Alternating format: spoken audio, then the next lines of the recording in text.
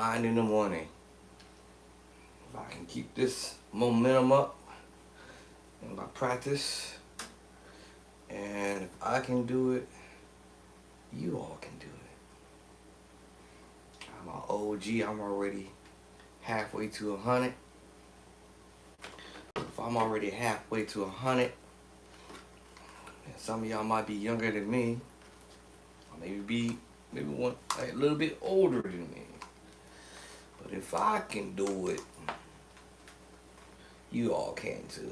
I'm cooking myself something breakfast right now, so if I have to step away for a minute, I gotta go get my food so it don't burn up, or I don't burn up the house. One, um, practice every day. My goal or plan um, is to um, get up at any given time. Now, why is my MIDI not working here? Is it turned off? Uh oh. What? Whoa. What? Whoa. Oh, hold on, y'all. Just to practice as many times as possible. I did shut down my computer, so actually that probably would explain why my MIDI's not connecting. JV10 is on. So that shouldn't be an issue. So let's see what's going on here. Okay, hold on. Let me find a MIDI connection for ridiculous. I don't forgot how to do this thing. Settings. Um, MIDI. I haven't did this in a while. So let me see how you do it actually. I forgot. MIDI. Oh, okay. Check mark. Refresh. Oh, I did not know. What? Oh, this. Oh, I didn't know you can Bluetooth this. What? Bluetooth. What? Ridiculous would like to use Bluetooth. What? Oh, I can Bluetooth. I did not know I could Bluetooth this. Let's see if you can let me Bluetooth it. Bluetooth it to what though? That's the question. Let me see to my. See if it's trying to connect to my computer actually. My Mackie Mac. So it's trying to find the Mac. Uh, I don't wanna wait. It's taking too long. So let me click out of that. So I should have MIDI now. There we go. Oh, so that's why my whatchamacallit wasn't playing yesterday, last night. Oh,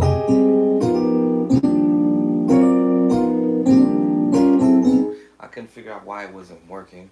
Now, no. All right, so let me bring back up. I got ridiculous back up and going. So now I need to locate. Let me locate my Cordy because restarted my computer on last night, and then I went to sleep, and I forgot to come back to this. So how do I get to Cordy now that I forgot how to do it? Let me see here. This will go to the download, I guess. So let me locate Cordy. Ah, snap. Oh, wait a minute. Cordy's at the top of my screen here. Let me click onto it. Hello. There you go. All right, now Cordy's coming back up. I hope I don't have to put my passcode in and all that crazy stuff.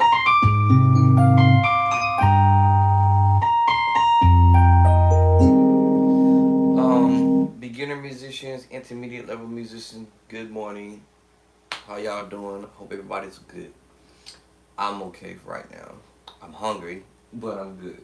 Um, so yeah, I didn't go to work last night. I actually should have spent some time in here practicing, but when my honey came home, I just went on ahead and went to bed and went to sleep and stayed asleep.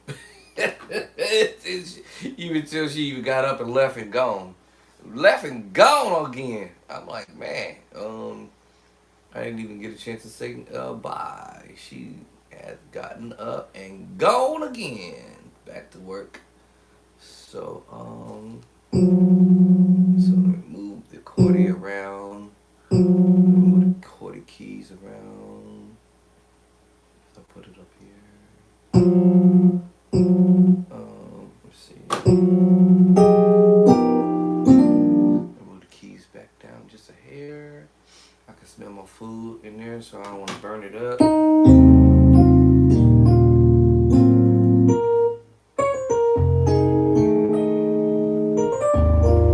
Okay, so give me a second, y'all. I got chordy up. And I got Ridiculous back up again. Because it wasn't doing this yesterday, so that meant that I had to do a little something. So let me get my food off the, turn it over and let it cool off.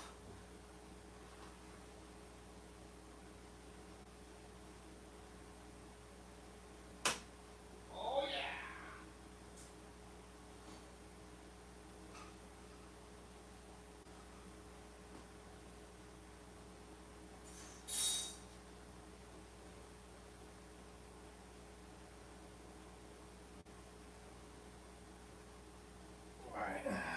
So I'm gonna let it cool down some.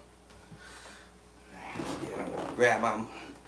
So you gotta get up early in the morning and get at it. Actually, I would have gotten at this at 4 something in the morning, but I must have been really tired from working all week.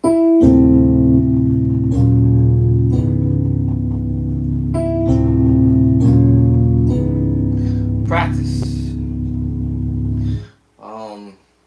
You guys probably seen this video where this guy comes on and say route. All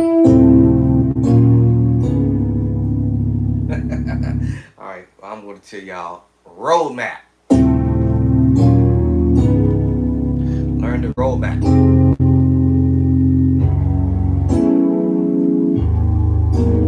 Learn roadmap. All right, the route. That's one thing. Yeah, get the roadmap. Play by sight is where you can find my music book. And I keep forgetting to bring the music books in. It's in my car. Actually, yeah, and I won't. If I do walk away again one more time, it would be go to get my food, and then maybe I'll grab my book again. The books.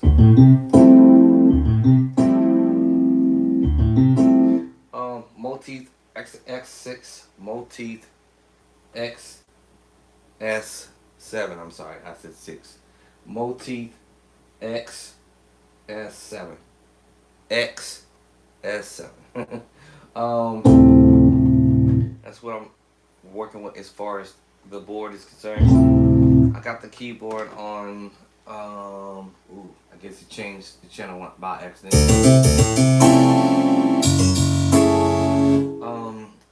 I generally usually have it on. What do I have it on? Strings, piano and strings, or strings, piano and strings. And then what I do is I use this little knob to kind of give it the little touch. Not this. See how it holds. So I use this little knob to kind of give it a little bit of a. Okay, you don't want to hit. Want to hit off of it. Hit. So yeah, you can set your keyboard on that. Also, I'm using the MKS hardware as well, so I can go to piano. I think I'm using piano 1, bank number 2. You hear it's a little bit more. And I think I'm not using the byte on there, but if I go to bank number and pick a bank number, I'm gonna pick a bank number 5. It's EP number 1, and I can pick up whatever bank I like to listen to. Like let's say I want to go to bank 2. Actually, it was on bank 2. That was bank 2. That was bank 2, and then I press down bank and go to 3, and it'll take me to bank 3. You hear the difference? And then I could select bank 1.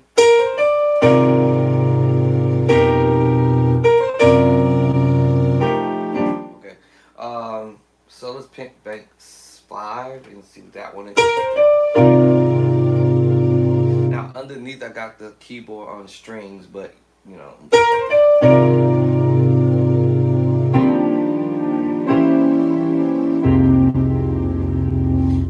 And sometimes I have not the bend wheel, but the next wheel next to it, and I push it up to kind of give you that.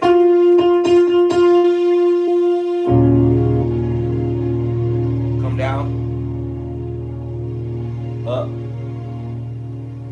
So I use that sometimes, whether it's up or down, depends on what my ears is readily sensitive to.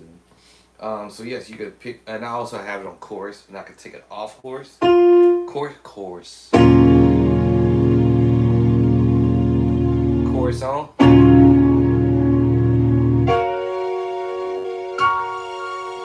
So I can turn it on or off with it not. So I can switch to bank number 6 and see what I get. Yeah, you can see the difference.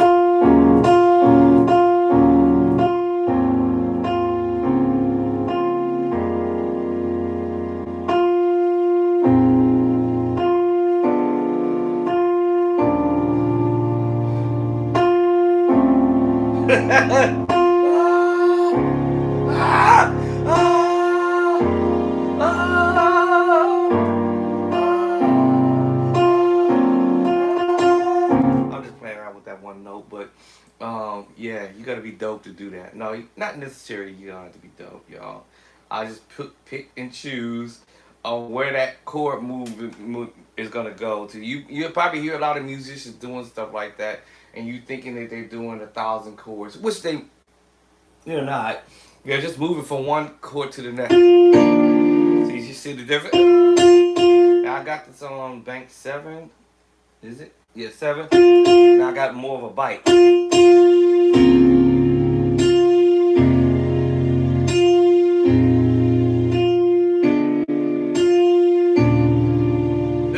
Now I'm just holding that little melody.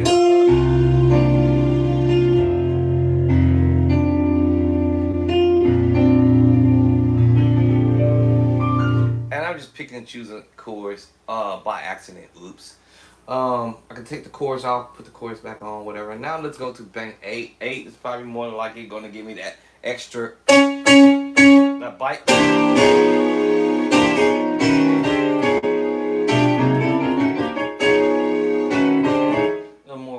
A little bit more of a bite.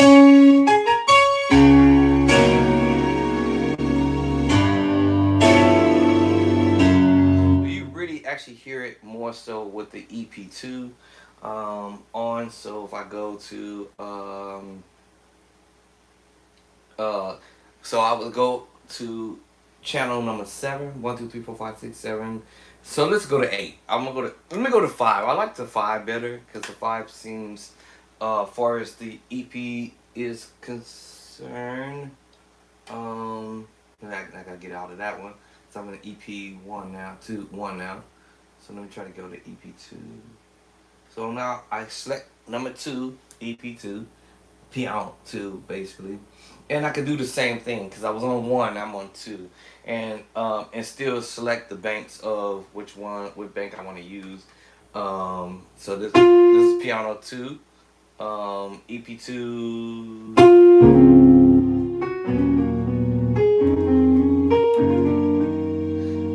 And then again, I can keep selecting the bank 7. And then if I can go to bank 8, we've got the bite. Alright, so, alright, now in order for me to go to EP2, EP2, then I'll select number 7. Alright, so you have to hit number 7. And then I either have the chorus on or off. I guess I'll turn it back on. And then you do the same scenario. You use bank, press down on bank, and hit 1. And then it will put me in. Now,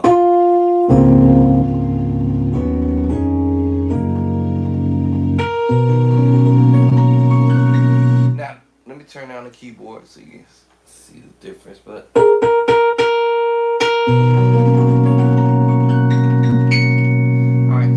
That is EP2. Alright, EP2. Hold on, I pressed the wrong one again. there's, sorry, I lied. You have to press number 8, number 2, channel 8, 1, 2, 3, 4, 5, 6, 7, 8 to go to EP2. My bad, I lied.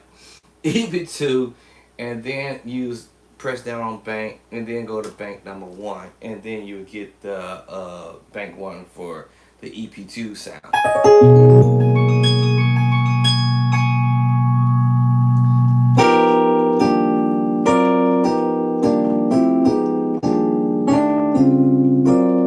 Alright, so if I want to go to another bank, bank number on EP2, I just go EP2 and then see what I get.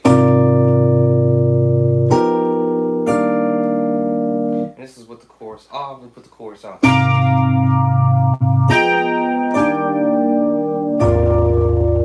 Alright, and again, just keep on selecting whatever bank you want to go to. I'm gonna try 3 next. Bank 3.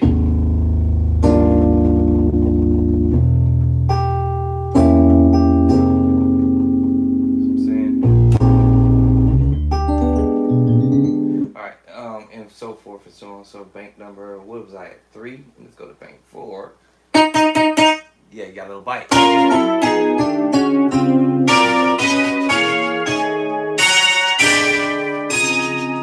You got that bite there. On bank number 4, let's go to bank 5 and see what we get. Mellow, maybe. Yeah. Oh yeah. Yeah, get mellow.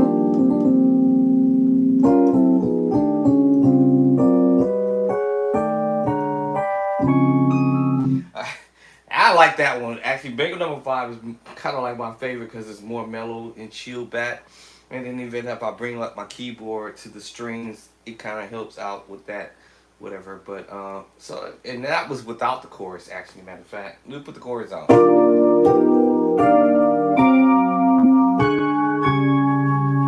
So that's what the chorus on. Select number bank number 6, and let's see what we get. A little bit, just a little bit on the mellow, but a little higher up on the tone.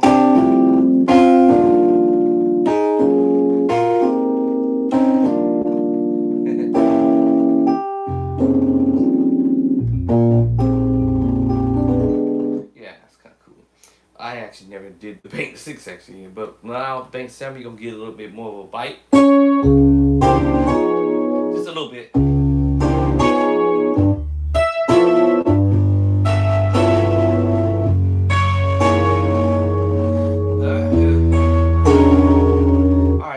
Bank 8, obviously you're gonna really get the bite, and right.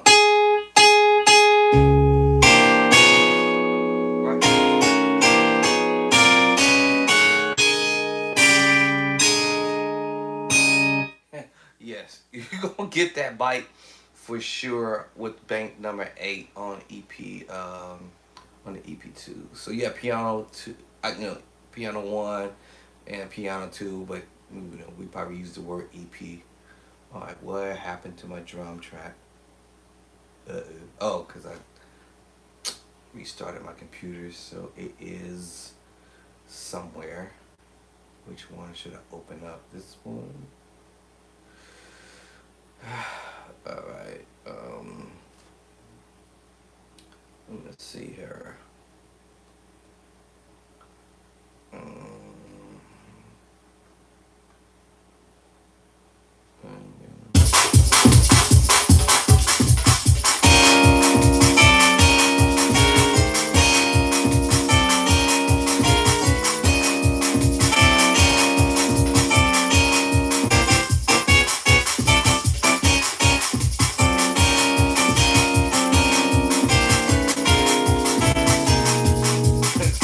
So you see, it's got that bite. I didn't put the chorus on, so let's get the chorus in it. I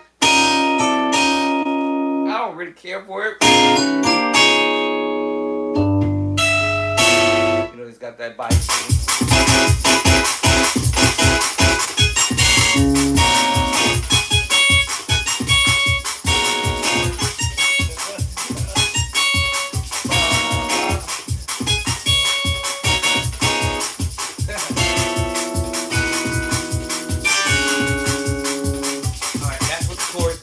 Okay, now I'll bring up the keyboard. Alright.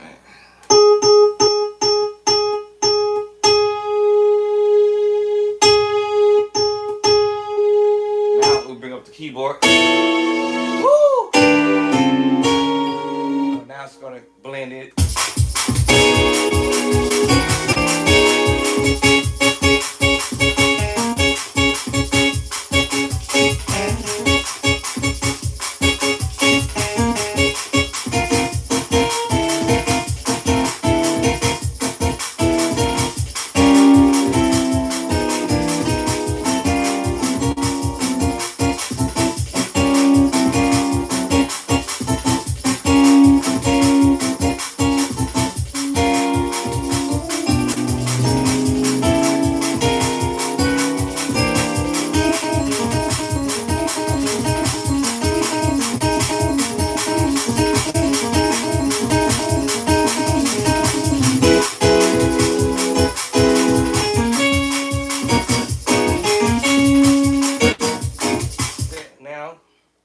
Then I'll bring it up a little bit of the Hugo on the Hugo bass a little bit.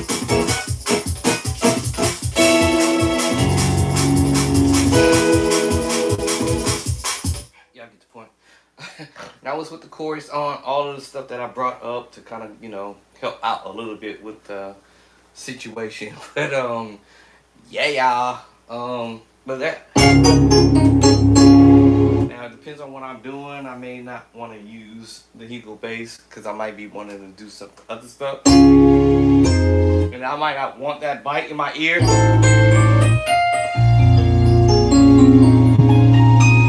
Now I want to mellow that out of my ears. I may want to go bank number 7. I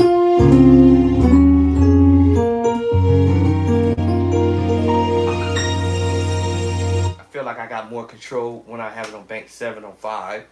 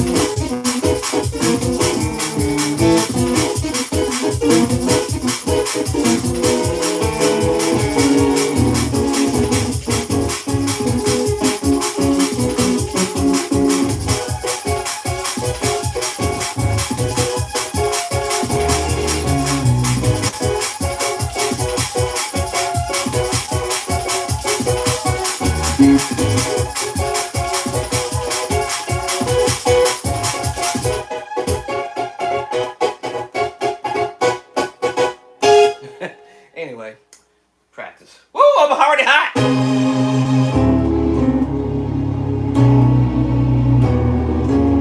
I don't know all the chord movements yet, but I can sit here and be creative. Oh, Lord.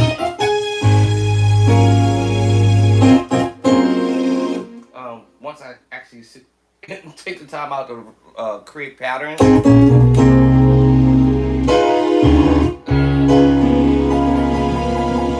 And once I get the pattern in my mind, then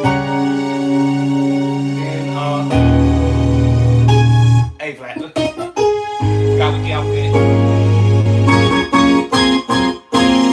Yeah, so once I get the pattern in my mind, chords that I want to play, pattern wise, then it's over.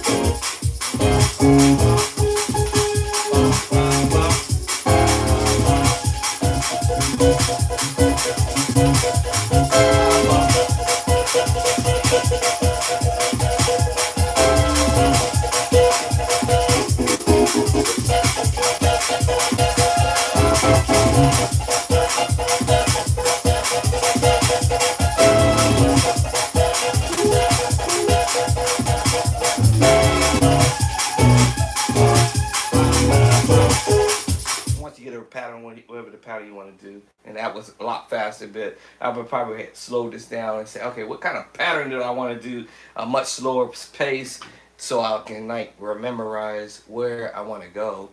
At the end of the day, once you start grabbing chords and knowing your pattern, it's pretty much what I consider a locking. Like if it was in church and you trying to do something for like the older generation because they can't shout fast, swivel their feet around quicker like the younger generation can. So we probably run that track to like maybe 120. Actually, maybe probably even a little bit faster than that, like 130 something. But just to say this, a little bit slower. Give the OGs a little chance.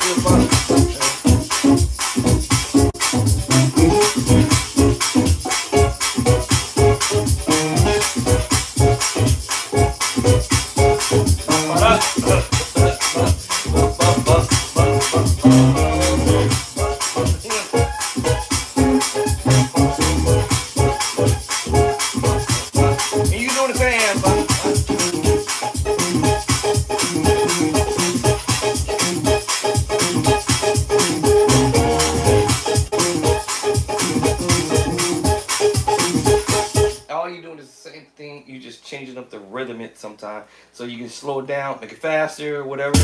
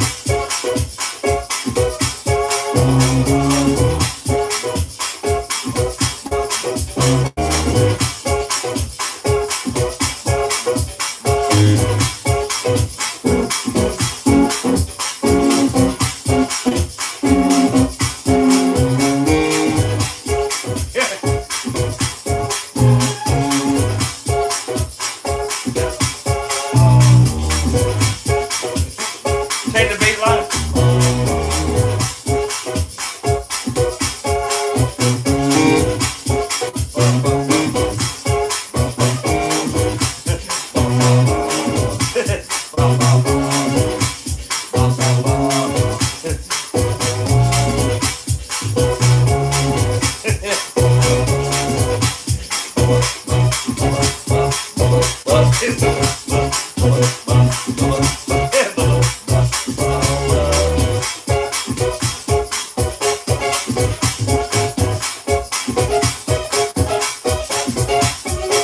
Back and forth with the triad and switching up the the chord and kind of being fancy with it. If it's too fast for you as the beginner, you can always drop that track and down to like 90 or something like that. Now that's pretty slow in my mind here, but you can drop it down. Actually, you can drop it down to 100 actually. 101. Try 101.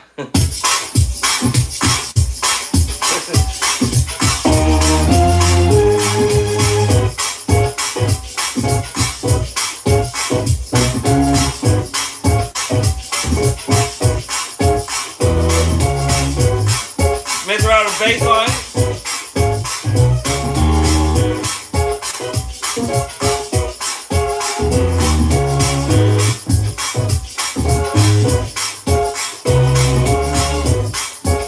If you're in the A flat, wherever the scale note or numbers, you want to look at it as numbers. Know that your A flat is 1, 2 is B flat, and your C is 3, and your D flat is 4. E flat 5, and your F is number 6, and your 7 is G, and then you're back to your 1. But just remember that you can also play around with the notes that's outside of the scale too, to kind of have fun with it and see what you get. You know what I'm saying?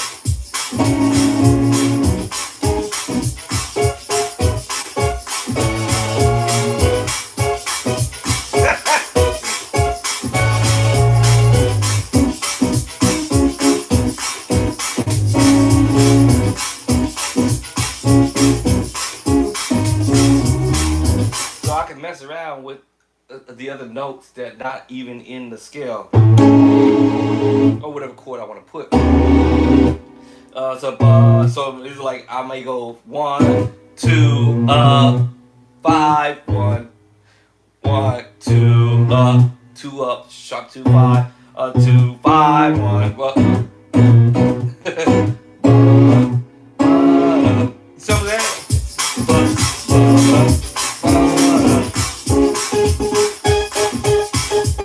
In between that, I will do a little break, kind of give myself a moment to kind of like, like, oh, that caught me off guard. Yes, that did catch me off guard.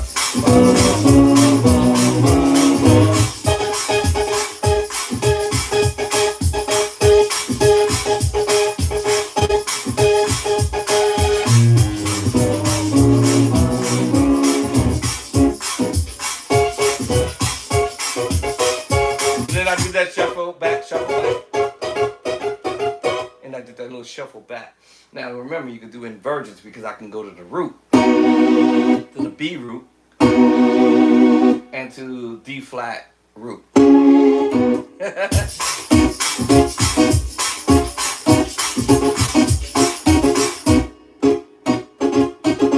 As long as I'm within that rhythm, and hopefully I come back on point.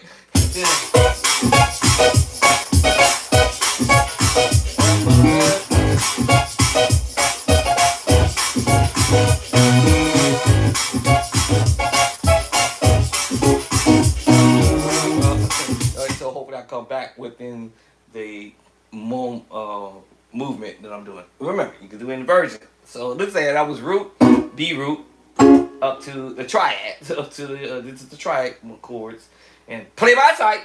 Chapter 2, all day. So I might walk this up.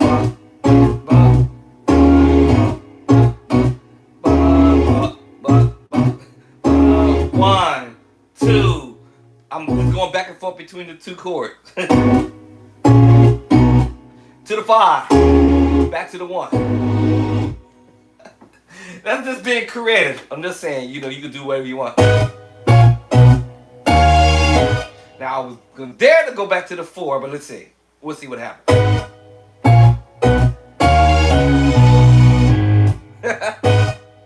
Because I have to make sure I have time to do it. Because I have to make sure I have time in my mind. Is this really gonna work, or is this gonna be a hot mess? So let me see. Let me do an inversion.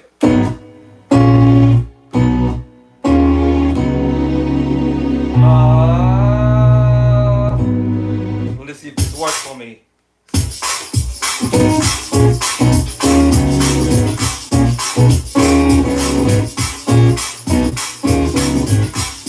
So 1, 2, 2 up, 5, 4, 1, or 1, 2, 2 up, 5, back to the 1.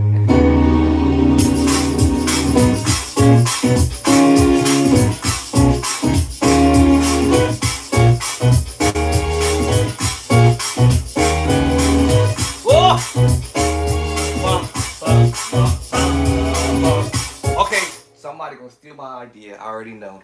All right, I'm copyrighting this today. You ain't stealing my stuff now. All right, no, but it's just an idea that you can do what you want to do or whatever. It could be a praise song or something like that. I don't know. Whatever song they be like to sing in church. That's that wonderful name. I don't think it's gonna be that one. Anyway, so yeah.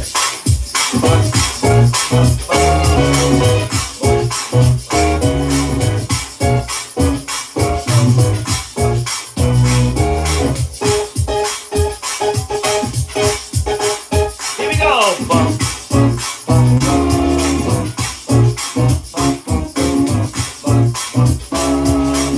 Now that time I went to the 4.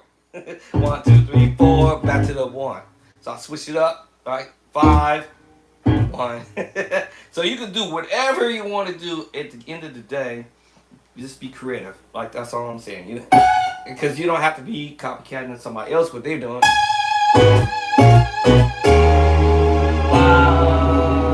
Back to it. Or everybody's doing that. That's the standard, but it is what it is.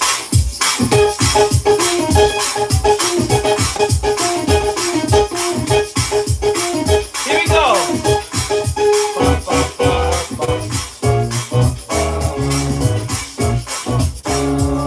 I told you earlier. 1, 2, 2 up, 4, 5, or 1, 2. What I started in the beginning was 2 up, 5, 1.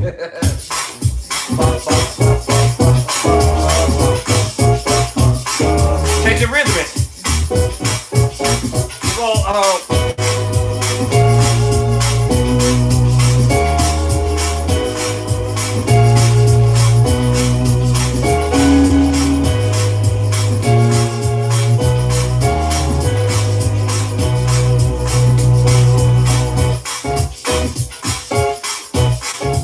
Change the rhythm. 2 up, 2 up, 2, 4, 3, 2, 4, up, 5. 2 up, 4, 5.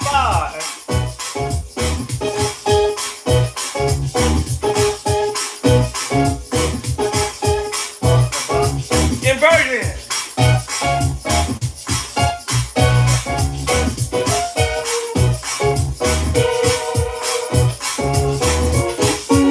Then you can start doing these other chords. All the other chords that you could think of along the way to kind of help change your little momentum.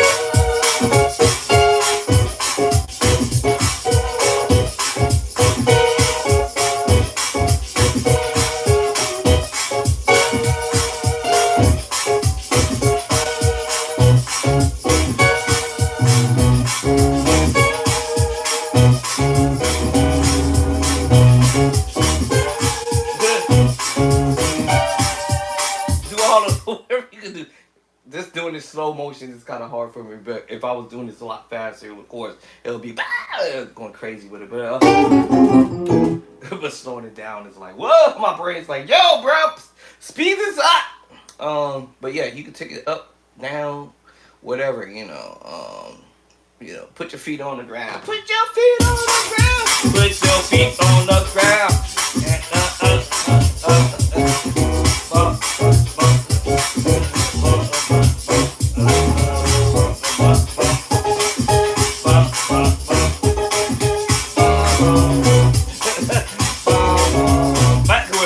Backward. 5, 4, 3. 5, 4, 2.5. 5, 4, 2.5. Change chords.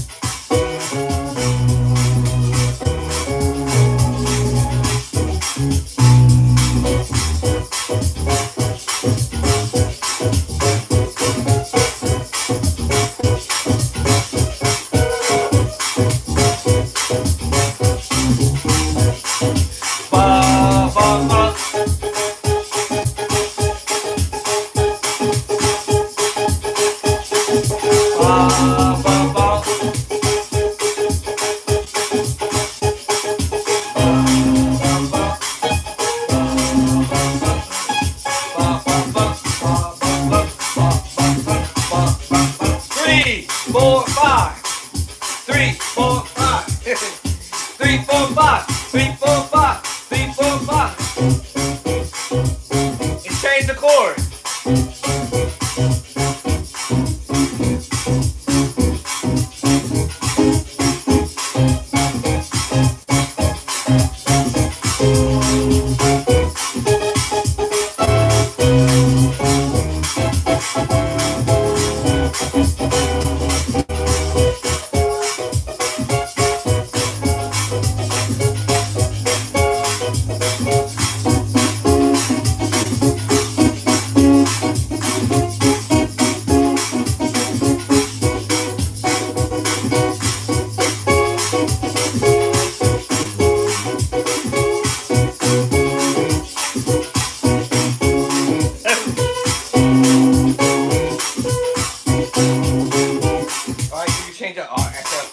A flat, A flat to B, A flat. So A flat and do the inversion of A flat.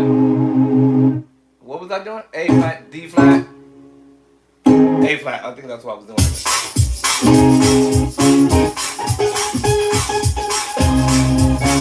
And then I might switch it up and go B, C sharp, B. So.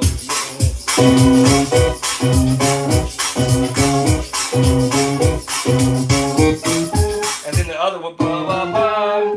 It's just 5, 6, 5, 6, 1, 5, 6, 1. This 5, 6, 1, 5, 6, 1. Alright, 3, 4, 5, and then that 5, 6, 1 in between the whole thing.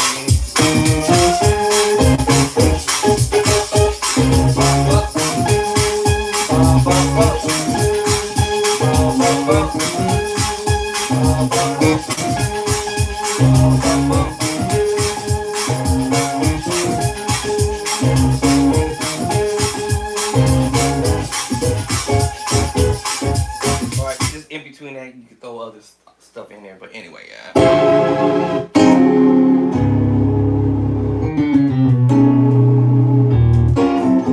And I could go other places and do other moves that ain't even in that key. Do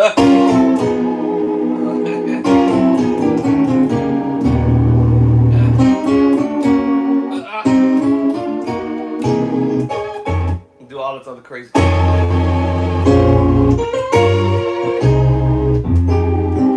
Anyway, so with that being said, practice makes better.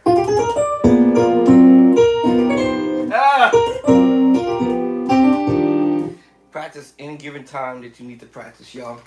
And let me take this quick bite because I took this medication and I don't want it to start to make me feel a little not well.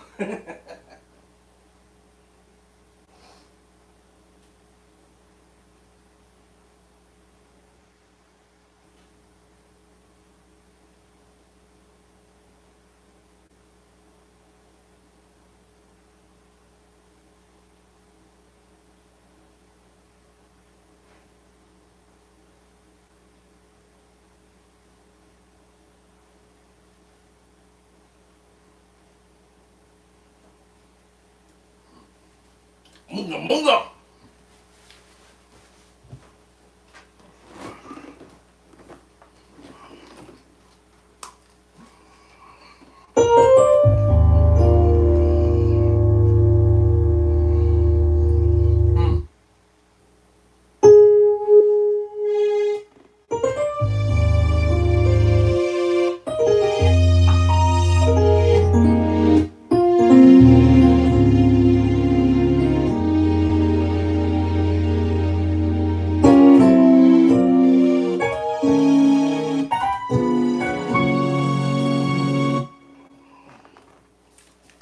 Bunch of the way. Alright, so I put music in front of me, or I listen to something, or I make up something, and practice. Alright, practice makes perfect, if they say, or permanent.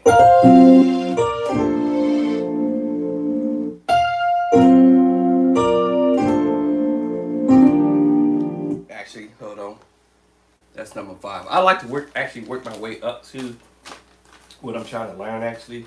This is called transcribing. Transcribing material to practice on. Number 6. This is a long tune, be honest with y'all. Very long tune. I have not actually finished it. I think I did it one time. One time. I finished learning this whole tune one time, long time ago. And I never went back to it, but y'all gonna make me do it today. Now, chord wise, is locking in the chords and getting them underneath my fingertips. And may the grace of the God, the Lord, help me memorize it and retain most of it. But yeah, if I got too much on my mind, I'm not going to be able to remember it all. Is this one thing I can say, or should say, and I always say it all the time: start. Because if you don't start nothing, it won't be nothing. That's the bottom line. If you do not start whatever it is that you're trying to learn to do, it ain't gonna be nothing because you ain't doing nothing with it. But this is me laying down chords, or my music teacher, I would say the GOAT, laid down some chords for me to learn from another GOAT. Another young G GOAT. And I was like, okay, let me spend some time with it. Let me spend some time with it. Let me just come on back to it. So I'm coming back to it. A lot of stuff that I was about to do, I got sick in 23, and then that just took me out. So now I gotta come back to it. So I'm making my way. No excuses. I'm making my way back. I might not do everything. Actually, let me see. So what I try my best to do is, y'all, when I'm learning, just like any beginner level musicians they're learning, there's one thing when I say learn how to play the keyboard. Obviously, y'all can tell I can play the keyboard, so that's not an issue. The issue is learning the material and having patience to do it. You know, having patience to do it, and not only having patience to do it, but also stay on it. That's where I might fall short of the glory of practice.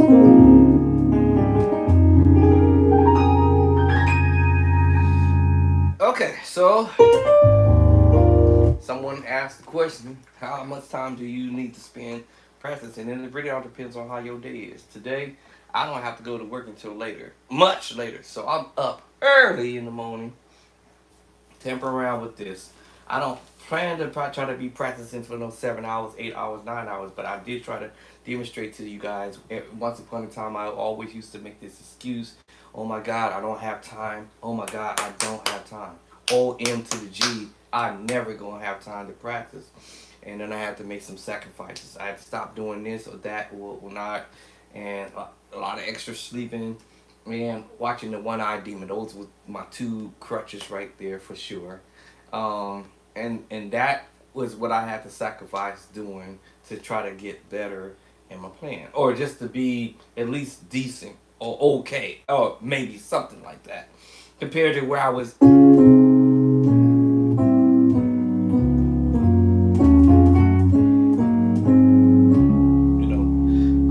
Compared to me doing that.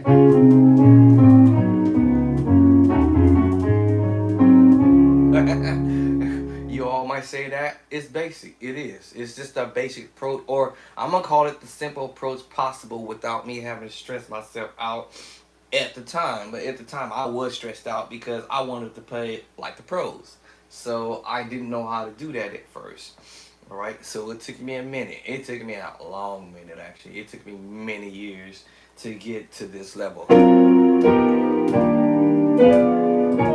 It took me many years to get there. So don't think I just got there yesterday. That's not true. Literally, I'm just not get here like yesterday.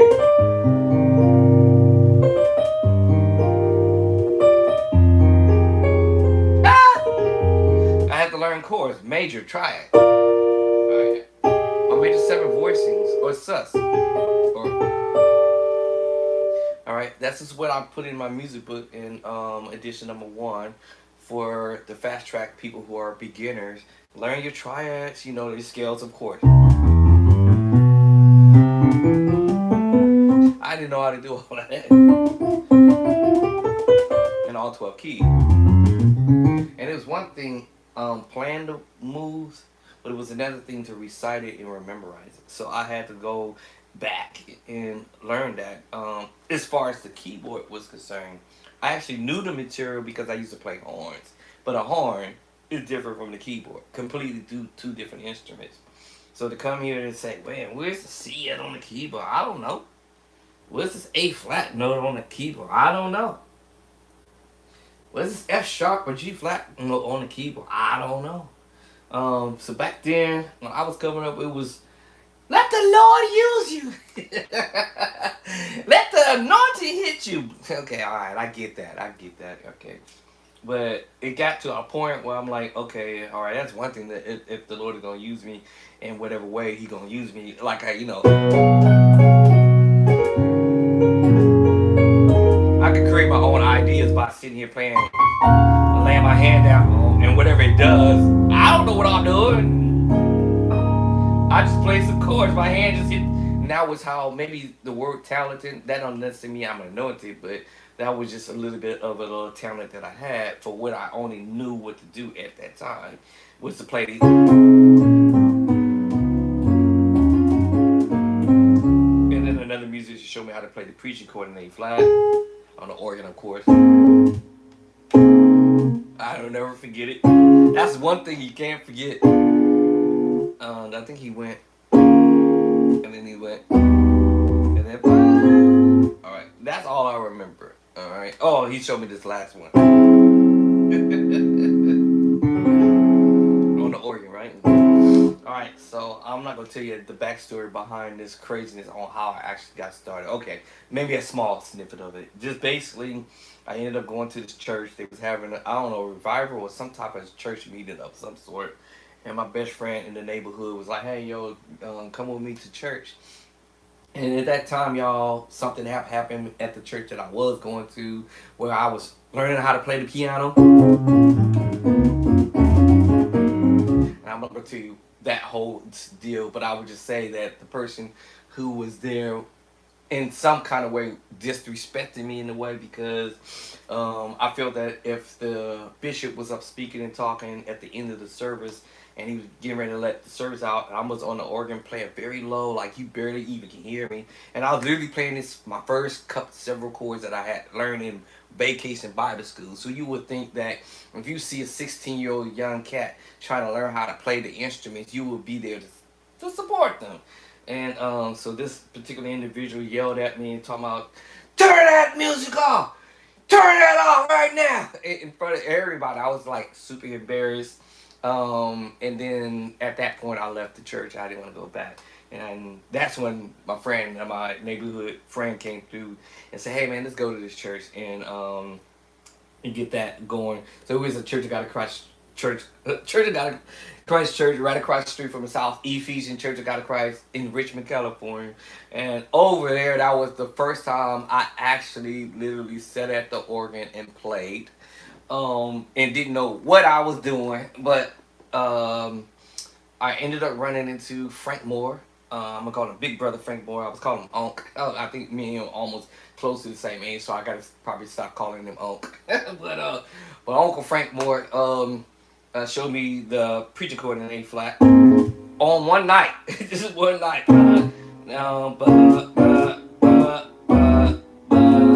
Okay, he showed me those few chords. Anyway, the backstory to this was they had came and played and did what they had to do, but they had to leave. I guess he had to go to work or something like that. And so my crazy best friend with his crazy self had got up when the preacher was preaching, the guest preacher was preaching that night. This fool gets up, I'm sitting in the pew, and he goes up to the organ and he's flagging me, telling me to come on. And I'm like, what? So anyway, so the preacher was up preaching, and basically this fool gets on the drum, crashing the drum, and he's like flagging me over with the sticks, telling me to come on. Now by this time, everybody in the church, it was a full deck that night. The church was packed out from the pulpit, choir down, all the way to the back. And I remember sitting 3 or 4 pews from the rear. I wanted to be at the rear because I didn't want nobody to know who I was. Anyway, this fool, faggot, come on, man, get on the organ. He's yelling out, get on the organ. So everybody in the church is looking right at me. And I'm trying to like, what? Come on, get on the organ. So all of the preachers was like pointing at me, all of the people in the church was looking at me like, he talking to you. I was like, bro, I don't play. Then the usher came. I was like, bro, you are not for real. They start coming up, hey, they asking you to come up and play. So they pulling me away from the seat. I ain't gonna lie, I was terrified. My legs were shaking, my feet felt like they was coming from underneath me. I get up there to the organ. Preacher's already preaching. He's already in. He's already going in. I'm like, bro, I have no idea what I'm doing. I don't even know what key I'm doing this in. Matter of fact, that back then it wasn't about learning what the key was. It was just about just get on, you just do what you do. He got on. I got on. I was sitting there. I've never played the organ in my life like that.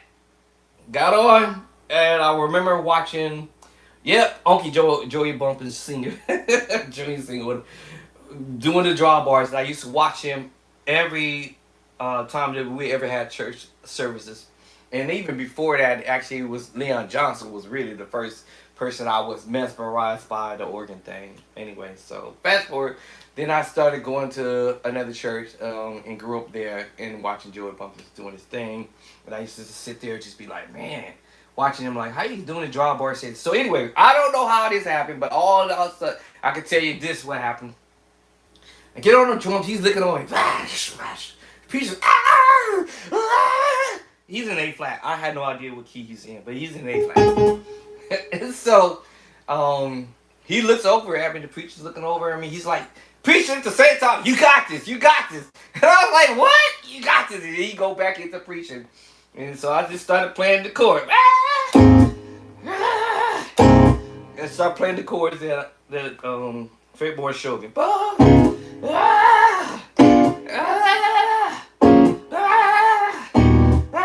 just kept playing those same chords over again. And then at one point, after keep doing that, what happened was, I don't know what happened. All I can tell you what happened was what did happen. The next time I know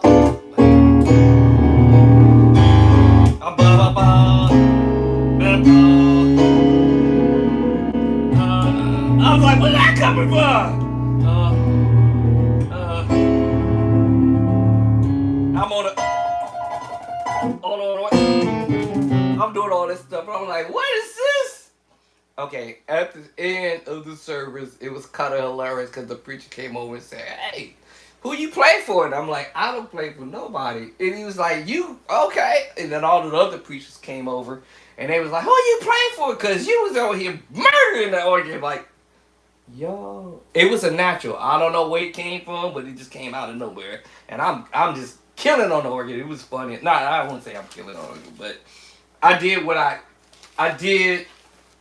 Something happened. Something happened. Is the song my wife came up with something, but well, something happened that day or that night actually, and it was a bit kind of hilarious to me in a way because I did not expect that to happen, but it did. But they said the Holy Spirit got a hold of my hands.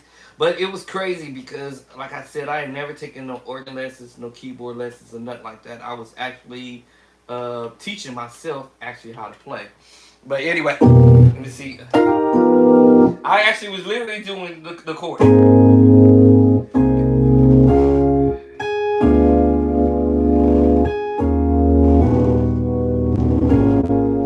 all of a sudden, I don't know where that came from.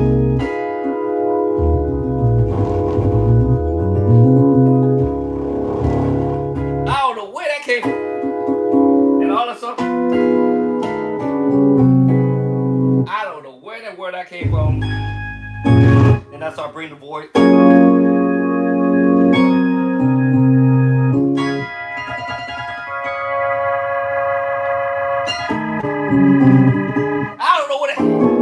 I don't know where that came from, but that was like what? But yeah, that's something that Uncle Frank Moore didn't show me. I don't know where it came from, but it just came from out of nowhere. And I think I remember doing it. I was like, what am I doing?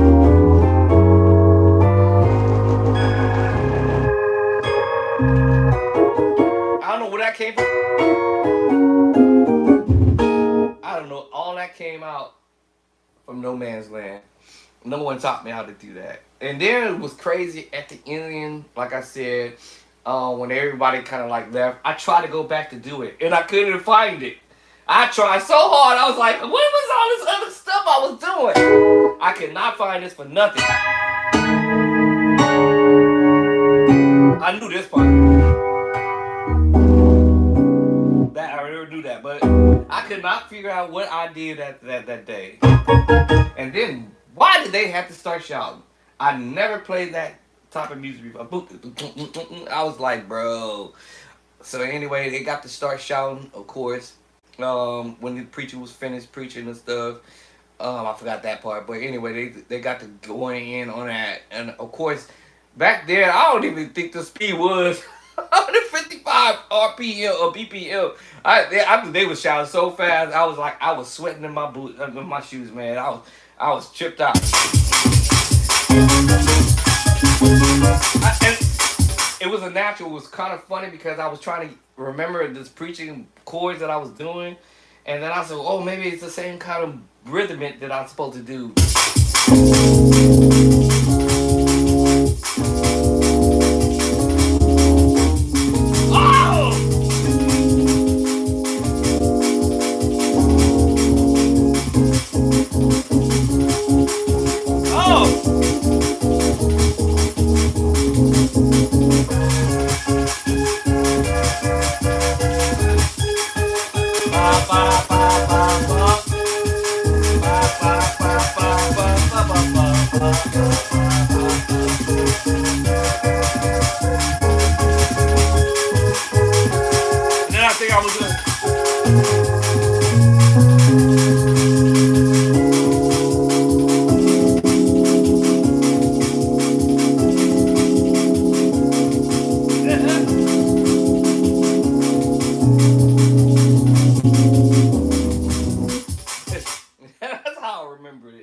But that's so many years back. But yeah.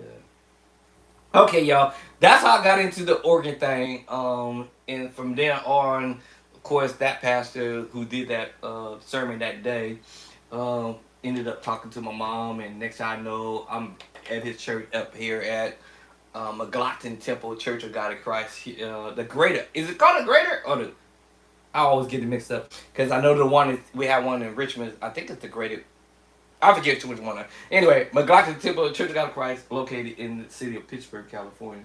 But this is how I got started. So y'all got the backstory on how this all unfolded. on me. And what's funny was I never had no intentions of wanting to play at a church ever or any church whatsoever. Um, all I wanted to do was learn how to play the organ. That was it, and that will be like on my I call it my personal hobby little thing. I always wanted the organ, but I couldn't afford one. So the next best thing was the keyboard. So that was the only next best, closest prices I could afford a keyboard. But it took me many years to get one. Matter of fact, I didn't get the organ until way after I got married in '88. Back then, so I probably didn't get my first organ until like almost. Let me see. I moved here in 2000, so I might have. Then I moved to Vallejo. I was there for 10 years prior, so maybe it might have been 19. Shoot, when was that nasty earthquake we had? It was somewhere back then when we had the nasty earthquake. 19, I wanted to say 1989 or 1988, 1989. Well, I got married in '88, so that would make no sense. So it was 1990 something. It was 1990 something, 90s, 99, 97, or 98, somewhere back then. And that's when I first got my Hammond organ, and then I moved to Vallejo. Because I lived in the city and got married in '88, so I stayed in the city for 10 years. We do the numbers. So I was in the city for 10 years after I got married.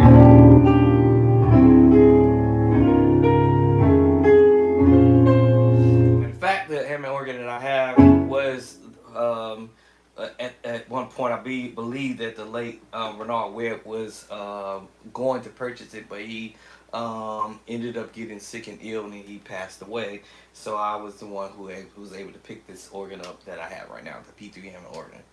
All right, let me get to my little study, y'all, because this is a way of progressing my plan, and this is a way you guys can learn how to progress your plan in my Play by Sight book as well. So now I said earlier I gave the proper what's the word I want to use? I'll just say accolades to the one who's actually helped me to get even better in my plan, and this is like me with the breakdown and sitting here and learning the tune. So now the original moderator didn't show me this, but this is from another person who which is, I call him the GOAT, the teacher. Alright, I have to study the move, and if you want to play like the pros, play like the heavyweights, you want to learn how to play like those who are advanced levels or whatever, then you gotta practice advanced level stuff. But this is the funniest thing I'm going to say is this is not advanced level stuff. This is actually, in my opinion, is really theory because you're doing your scale. I'm sorry, G scale.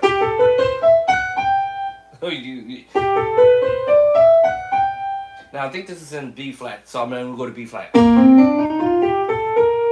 So this song is in B flat, but it's how you started out in going to the G. And we just said, well, how's that? Okay, anyway, so sometimes intros to songs or people who may create an idea, they may come from another angle and do what they want to do to create a intro of their own. But anyway, this is I would have said this is B flat. So I would have said this started on the 6. And going out of the key scale of the scale would have been 4 for and then now we seem to feel like we're going back to D flat, the 5. And then now we're going to the 1 in B flat. Okay. Now we're going out. No, we're going to the 3, 1, 2, 3 in B flat. So let me try this again.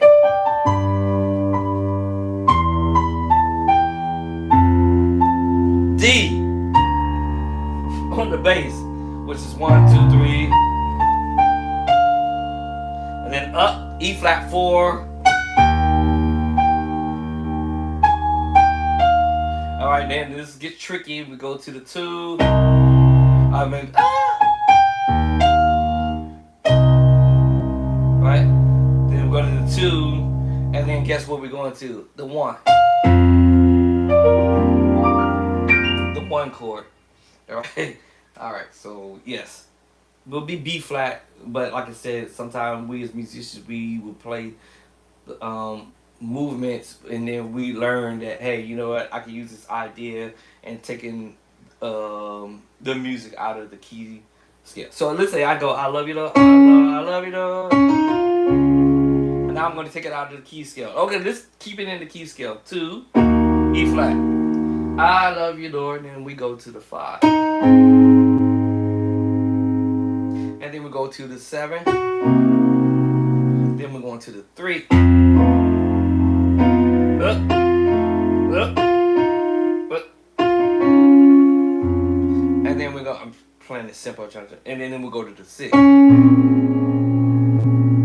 whatever else movement you want to do, I might go to the 2, 5, 1, whatever you want to do. And then we might do that turnaround 6, 7, 1. Now I didn't do anything spectacular. All I did was play around the skeleton of the song in its much simple way possible without being fancy with it. So now you probably use that word advanced level, but it's not really advanced level movement. It's just that I'm going to add some more notes to the chord, or I'm going to substitute the chord for what is the foundational chords that we can use. I'm going to say it now. Major move, minor move, augmented move. I may want to borrow a chord, a different kind of chord from a different place. Diminished 7. I ain't gonna say this no more. Okay, of course, I'm gonna say it a couple of times in my videos because some of y'all get it. All right, dominant chord, a major 7 voicing, sus2 voicing, sus2 voicing, sus2 voicing, sus4 voicing, and 7 sus4 voicing. All right, so now I can substitute instead of me going to the triad chord, and as I did in the beginning, I love you, but I did it in root. First inversion or second inversion. Now I have an options to go to use the sus voicing, sus4 voicing, or the 7 sus voicing. I love you, Lord. Or if I want to get probably crazy with it, I don't want to use the word crazy. If I want to do something different, then I'll probably use another route, which that word route. Learn the roadmap. Okay, I might want to do something a little funny and do a major 7 voicing. I love you, Lord. Will that sound good? I don't know. It depends on the ear, what you want to hear. I love you, Lord. I love you, Lord. It might sound cool to my ear because it all depends on what I'm trying to get over. I love you, Lord. Yeah, and you already know what's next. That diminished 7. Now I did it. Okay, that's the extra, right? That's me now wanting to do an extra chord along the way and do a 1-up. And do my D diminished 7, F diminished 7, A flat diminished 7, or B diminished 7, or C flat diminished 7. So I have a choice adding another chord voicing to what I'm doing. Watch this one. Here's the other one. What I did the major 7 voice, right? Watch the sus4 voicing. I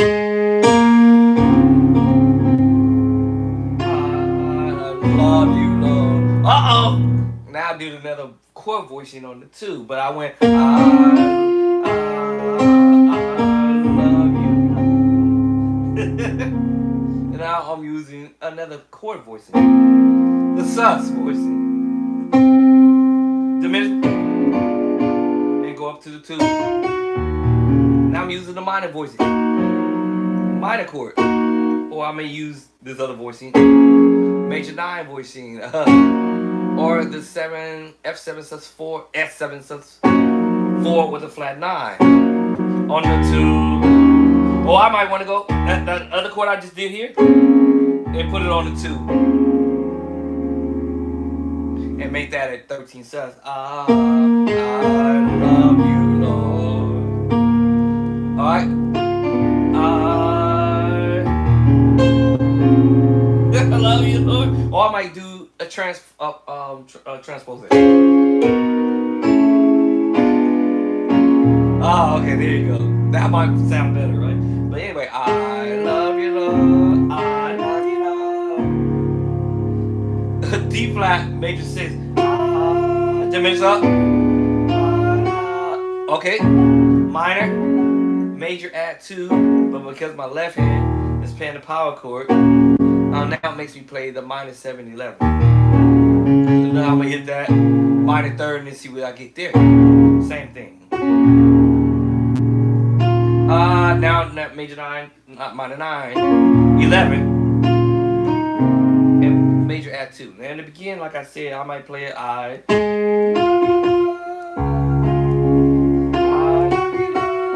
minor.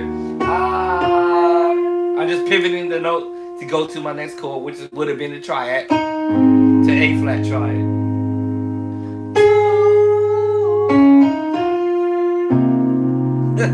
Minor 7 4. Alright. Your tritone, minor 7 flat 5. All the chords in the book, y'all. I'm just using the bottom now to give me the F7, sharp 9, sharp 5 voicing. Or flat 9, sharp 5, or sharp 9, sharp 5. A little bit better than that's extra, right? Alright, F7 sharp 5 now.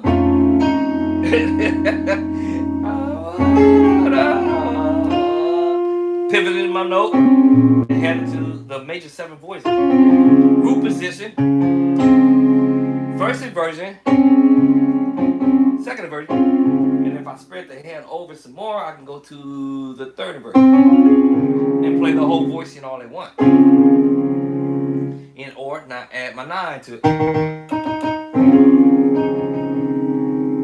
Alright, see?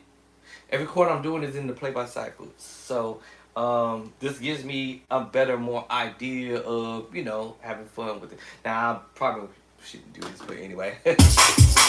I love you, Lord. I love you, Lord. I love you, Lord. Because you care for me. In a sun, yes, I live you, Lord.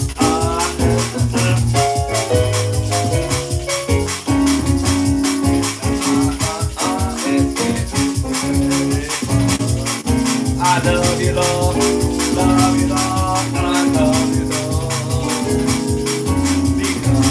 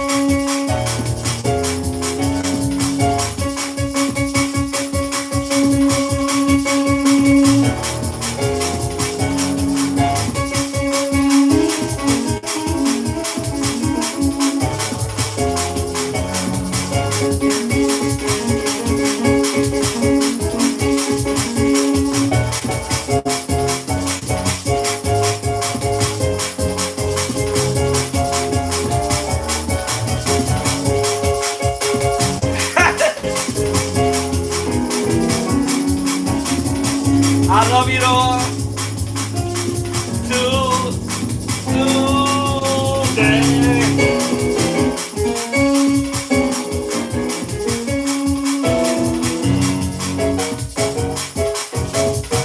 Okay, I started. I didn't mean to do that. Well, I'm just saying you can be dumb creative with the idea, but like I said, I love you, Lord. I love you, Lord. I love you, Lord. I love you, Lord. Today.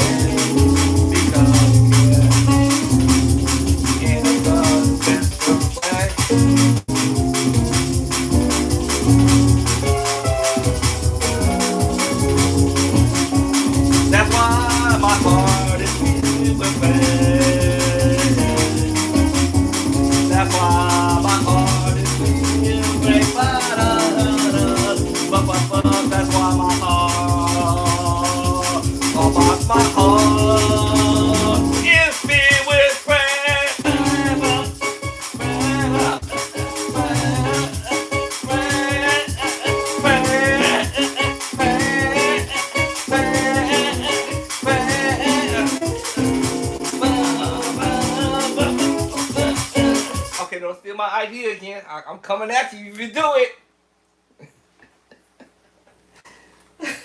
You're gonna be creative. I'm just saying, y'all. That's just having fun doing some fun. So I don't think I've ever heard anybody do that, but that will be super hilarious. I hear people doing that other song, every mountain, whatever that words are. I hear them doing that with that song, but I don't think I've ever heard anybody try this idea. But anyway, if somebody do it, y'all know who it came from. Yours truly, Bishop Drayson Clark.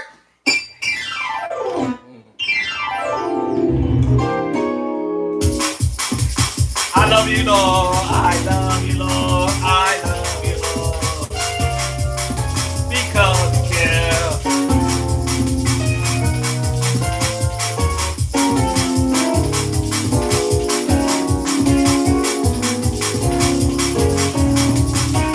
That's why my heart is filled. That's why.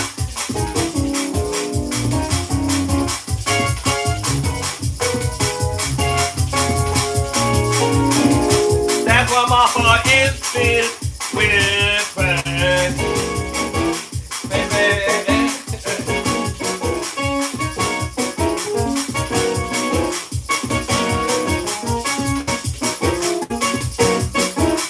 Okay. Somebody steal that idea. I know y'all got it from me. Like, everybody on social media is gonna say, we know where that came from. Of course I wouldn't be going that fast, but anyway. I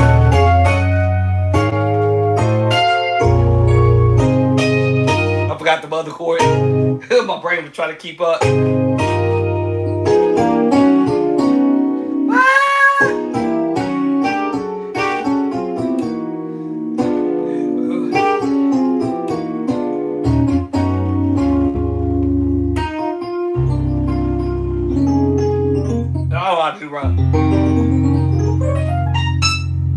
Okay, let me get to this thing I was trying to do, y'all. One thing at a time. Right, so I try to lock in on one thing at a time as much as I can. So, do I want piano sound? Now, this is just me going over something, but not trying to. I don't want to say I'm not trying to perfect it. I better not say that. But more of just say, can I do it? Can I read my own transcription? Sometimes I can't. And there's another thing too, creating talk music. Sometimes you can take an idea from somewhere and make it a talk music.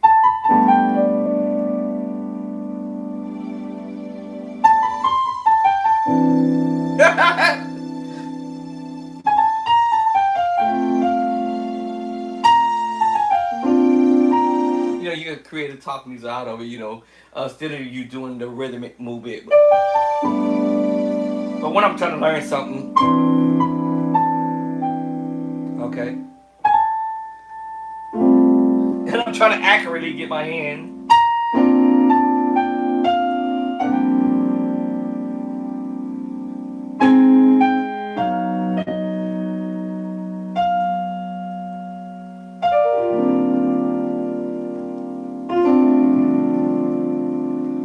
Trying to get the chords underneath my fingertips.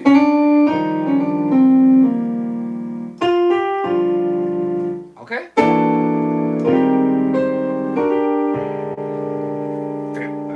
We heard it in the chord. Y'all heard it. Okay, every chord in the book. Every chord I have is already in the book. The major 9 voices. The suffix. Minor chord transposing. D minor chord, C minor chord. But my left hand is going to play the triad. And then I'm going to go up to a G minor 7 and 11 with the left hand. 2 different chords. Right? Now we're going to the minor 11 flat 5. Major 9. Right back to the hit chord, the number 1 hit chord. Minor 9, 11. 7 with the flat 5. Dominant chord, the triad. So where am I? I lost my spot. Hold on.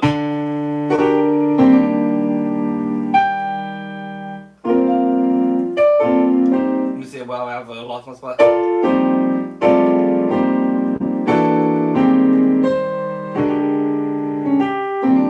Okay, that's where I'm at now. So I finished that whole little thing. That was a lot, actually. I can't even tell you how many chords that was, but it was like this whole move was 1, 2, 3, 4. Hold on, 4. Let me see where I'm going.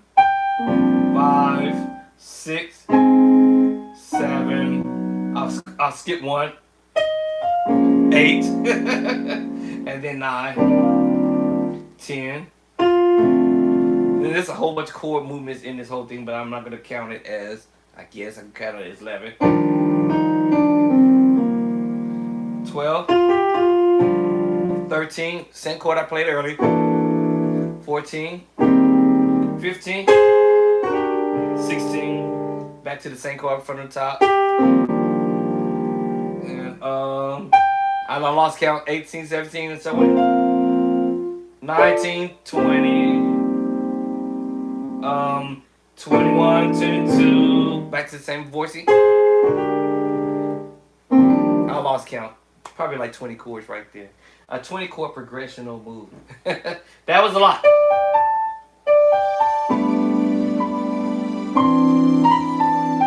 Now I try to memorize it.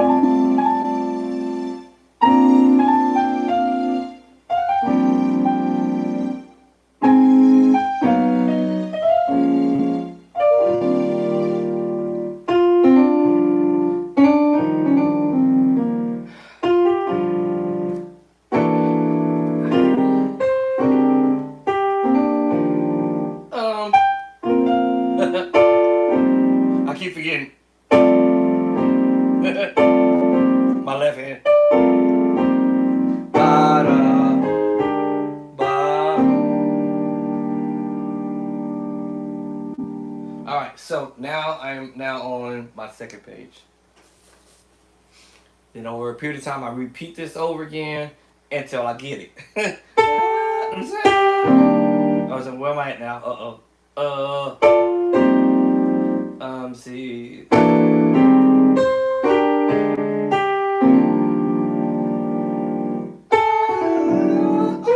I'm on the second page now. The D triad. Now my diminished move. Other diminished move. And then this.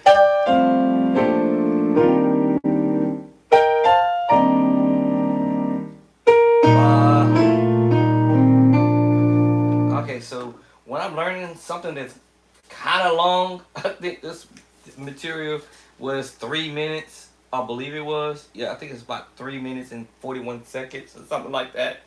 Then I try to chop it up so I can get my memory to work.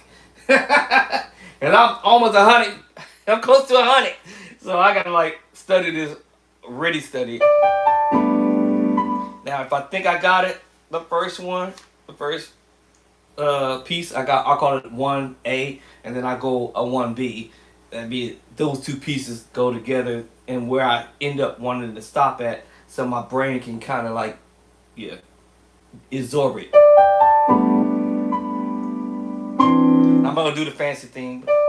I'm gonna keep it straight so I can memorize it.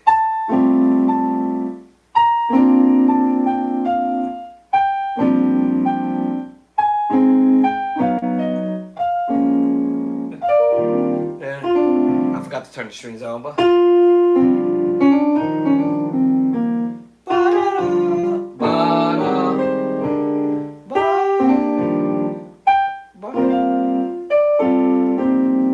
See.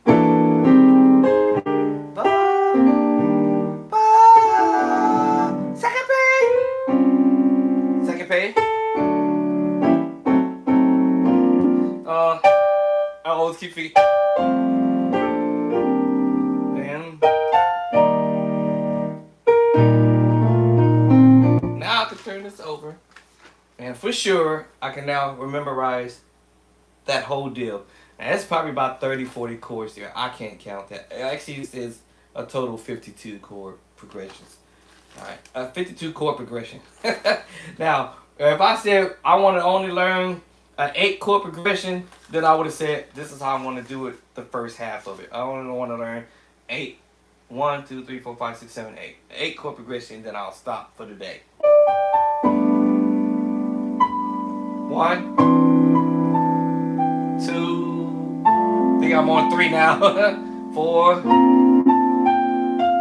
I think we're coming up on 6, 7, 8, and maybe he's 9 now. Right? And then I'll stop. And then I'll come back and pick up where I left off at, and then I'll come and get the next section. And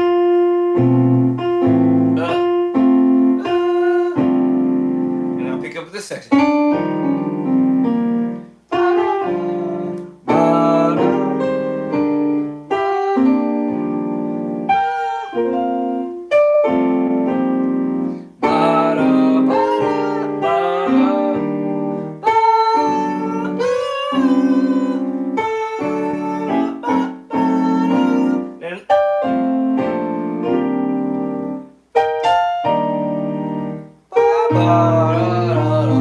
Forever I will remember it now, because now it's in my spirit. Alright, so then I tuck this away, and I hope the best for me that I'll remember that whole entire movement, and that was 52 chord progression. And moving forward here, I didn't do any more counting at this point, because now this will be my next section that I will sit here and study the moves. Okay, now when I finish studying the move, of course I'm going to put it on so I can see if I can follow it. Sometimes it's not as easy to follow, depends on the way the track was done, and or depends on how my mind is working at the moment. Excuse me, crazy noises coming from this computer. Then I will go back and practice the tune exactly within the rhythmic, the best way I can. And more than likely, I may land it pretty good, and then again, I might have to really put some time into it. But I really try not to put no more than an hour into it, no more than 30 minutes. Matter of fact, actually, let me just even put it like this. I try not to put no more than 10 minutes into it, because if I can't get it in 10 minutes, then I got a serious problem with my plan. Either with my plan or with my mind. And that means just memorizing the material. This dumb computer, Lord have mercy. This is the old day, way back in the day, 2020, what was it, back 07? I think this is when I got this in 05, 06, somewhere back then. Oh, I thought you was done. You done now? Nope. This thing is so funny. Hey! Hey! No, I don't have perfect pitch, but I can hear my own vocal tone of C. So I can pitch the note C, D flat, D, E flat, E, F. See, because I can't reach those high notes. F sharp. Or maybe I can't. F sharp, G in my own tone. A flat, A, B flat, B. At some point I ain't gonna get that high, because my vocals doesn't allow me to do it. So I have to do what we call the octave lower. C. Okay, I think I can try. Pause setting.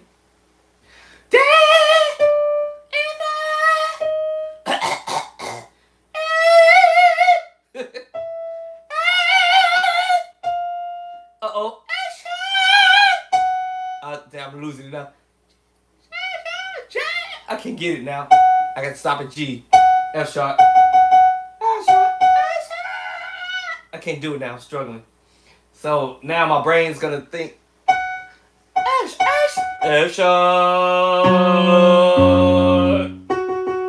down there, and then I can do it now from there. F sharp, G, A flat, A, B flat, so forth like that. So I don't have perfect pitch. So that's how I kind of sort of try to do like when somebody say find the key or whatever, or find the note, then I'll just use my vocal tone to remember. My vocal tone is C. Whatever your vocal tone is, it could be B. And whatever your vocal tone it is, it might be A flat. Whatever your vocal tone is, it might be E flat. On the way you talk, your normal vocal tone that you speak, then that is the key that you speak in. My wife speaks in the key of B, and I speak in the key of C.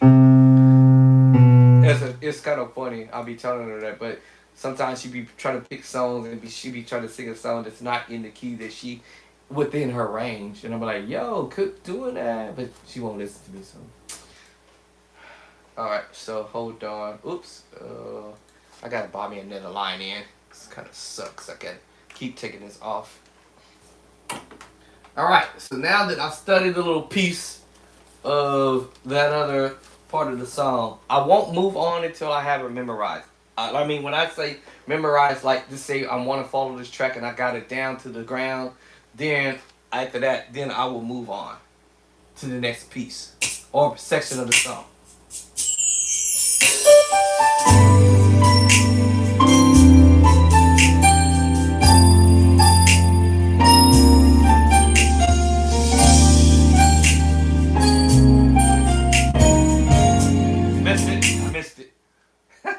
Alright, I missed it. Let's do it again.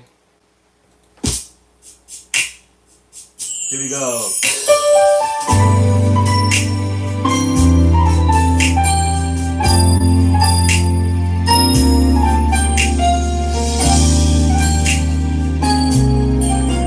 I missed it. So it's A flat, B, D flat, and then the chord. Alright, so let me try it again. Good luck to me. I told you. So that's what I will do. I will try to. I have the chord in my head now. Now I'll try to put it into action.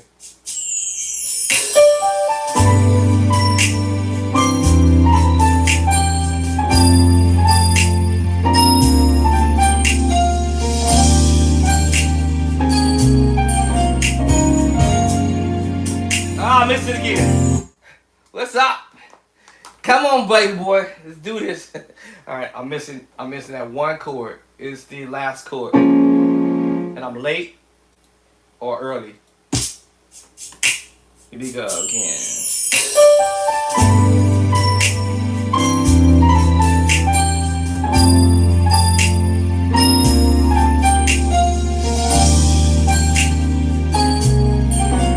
I missed it again. Come on, Drake.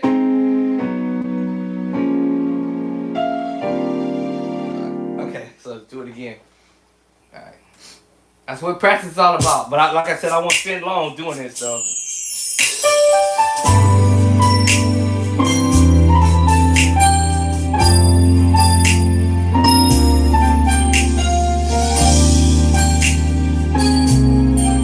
I keep missing it. So it's after the B flat, I keep missing it.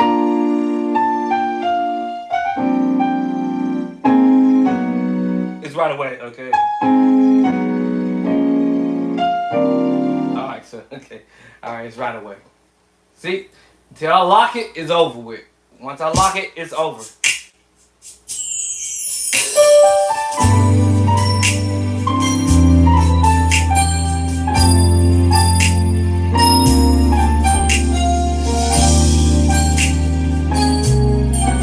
I keep missing it! Ah! Why I keep missing it? Doggone the Drake. Come on now. Alright, so let's see. Try it again. Keep on doing it until I get it right. It's some point.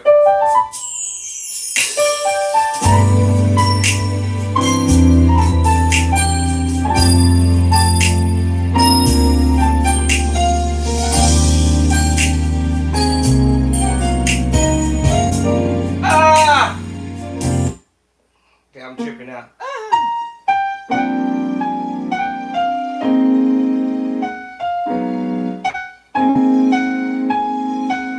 I'm missing it. There it is.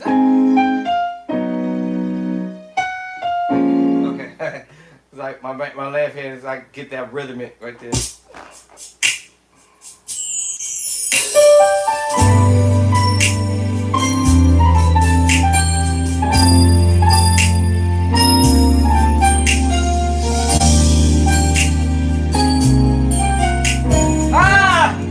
Come on, Drake, get this, dog. You got this the first time. Okay, it's A flat.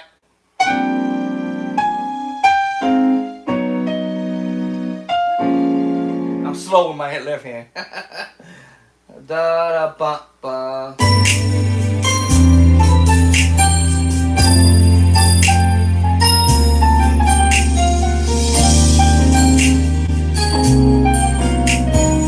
Now I got it. I have to start it right there.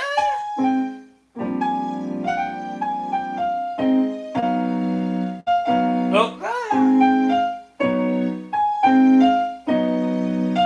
Yeah, I was a little slow. Alright, so let me see, can I nail it again?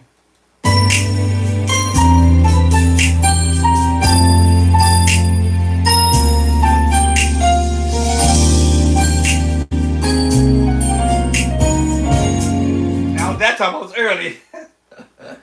Alright, let me do it again.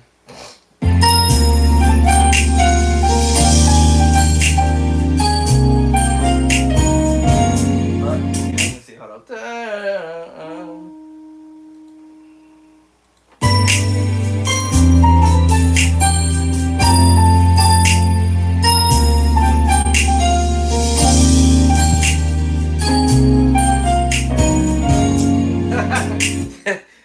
Is it that my hand want to go faster than what I'm here? Okay, now let me try this again. That's what we call repeat.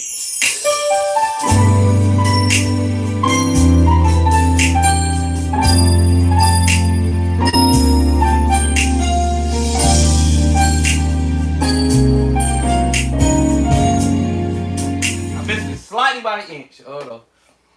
One more time again. Let's see if I can. I'm gonna nail it. I got to.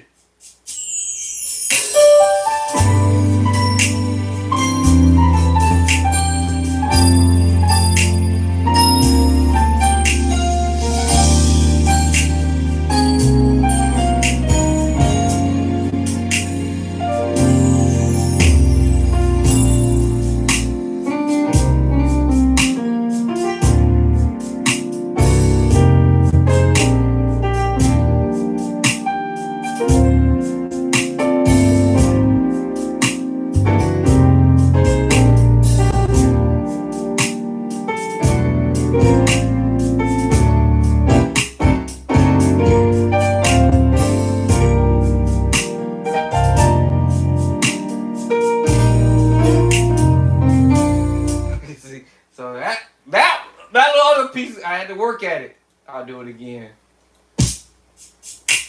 Before I go to the next move.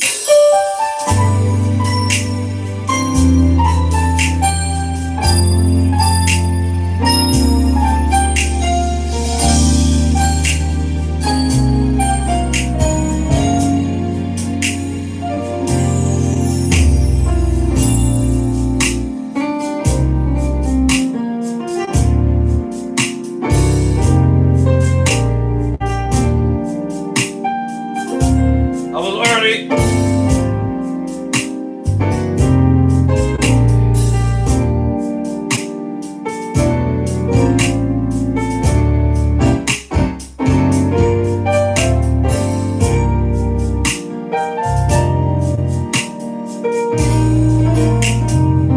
Next.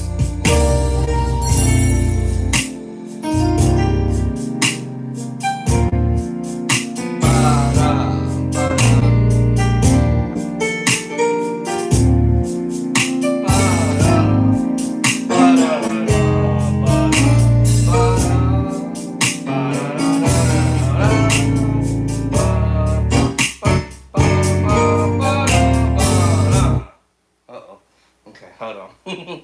Now let's get that part.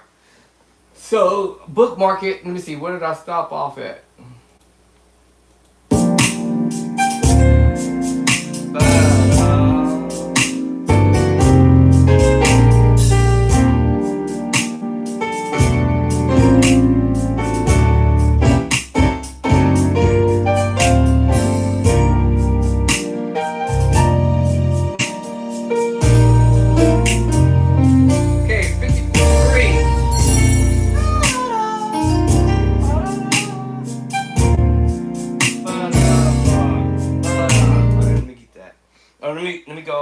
to where I think I'm gonna stop at.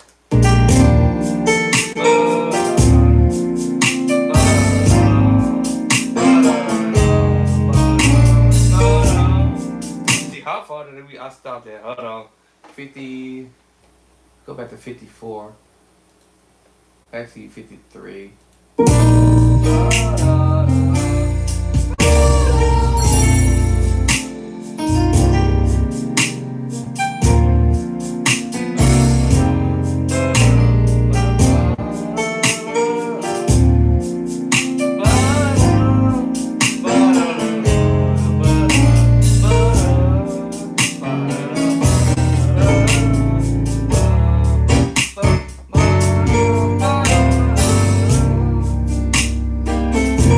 I think we stop right there. And see,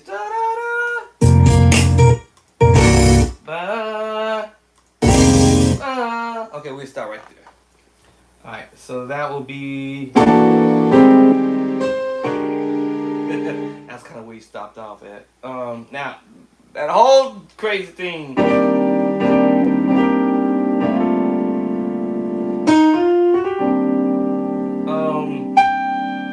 Same kind of movement from earlier. Let me see. I think he's doing this. I'm very petty when I hear the extra new notes that they applied. So let me see. I'm gonna be petty with it.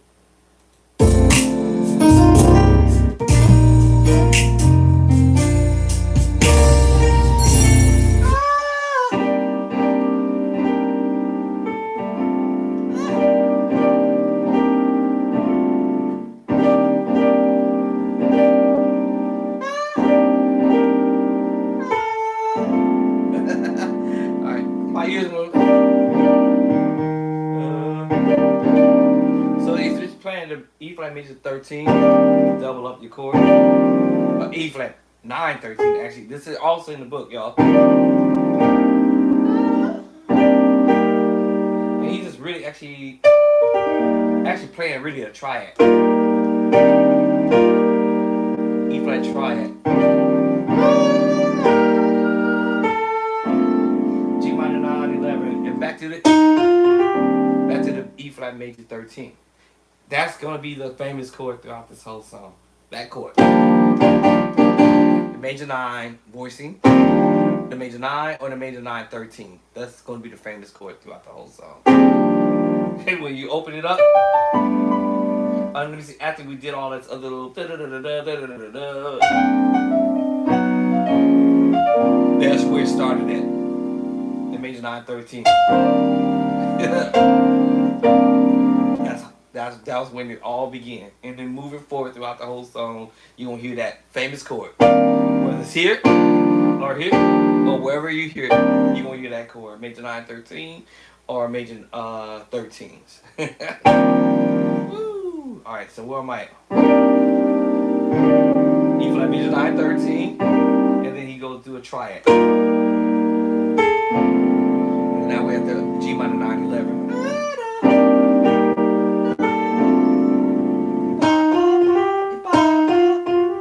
Doing this little. Now they just make me play the major 13 or the 9 13. And then he's a.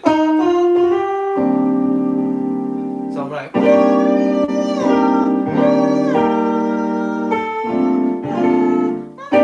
How you doing that? He rolling it in.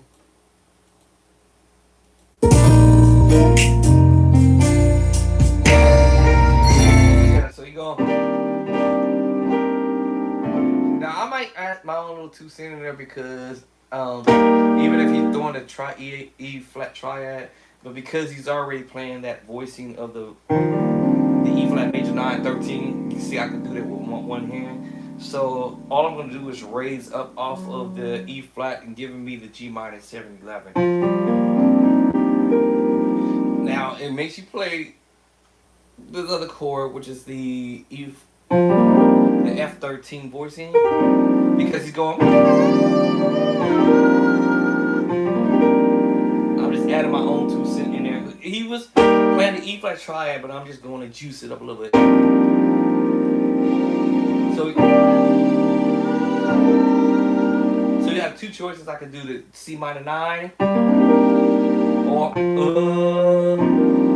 the F13 cells. You know, and it's gonna take me to the G minor 9 anyway. Minor 9 11.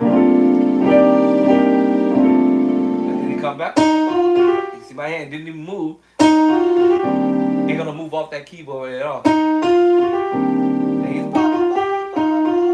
twanging it. Alright, and then I thought I heard go. Then we go to the sus4. And remember that chord from earlier? But before we go there, minor 11 flat 5. I'm just being petty because I thought I heard him doing that.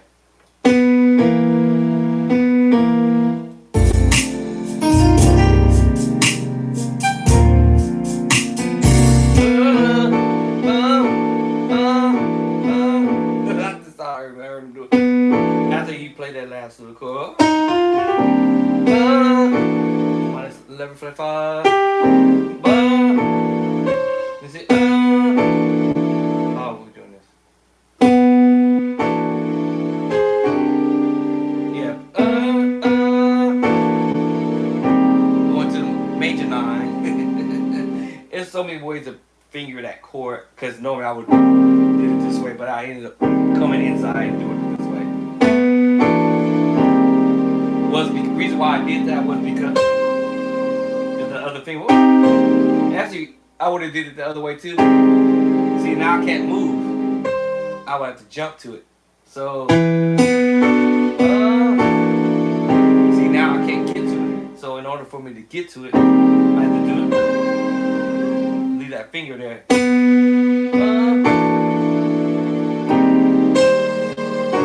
And right back to the you will hear that all day.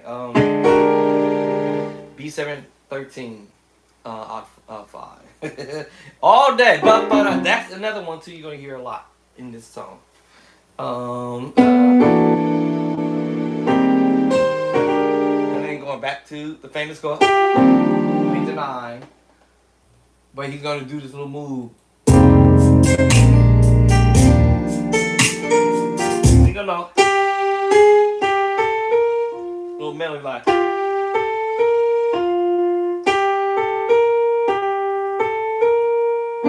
Now here's the trick to this, because when he does that, he's technically going back to that same chord.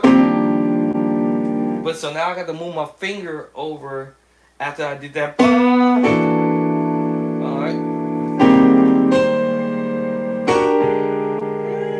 Now this is going to be tricky because I got to move the finger over in order for me to pull this off. And go back to that, the major 7 portion, or down my major 9 portion, or 9 13, in order for me to pull this up. So,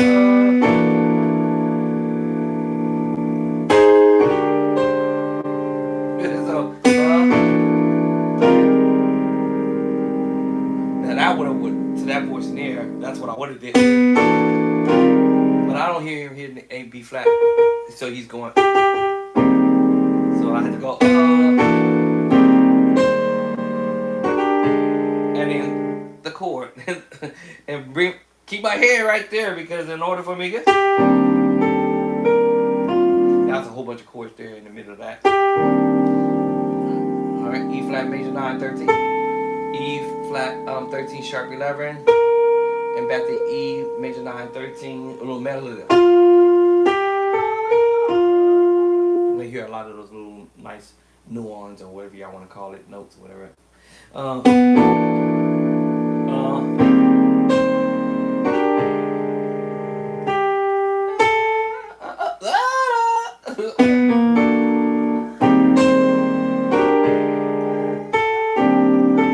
See how I came down on the chord. Okay, now how we gonna pull this off?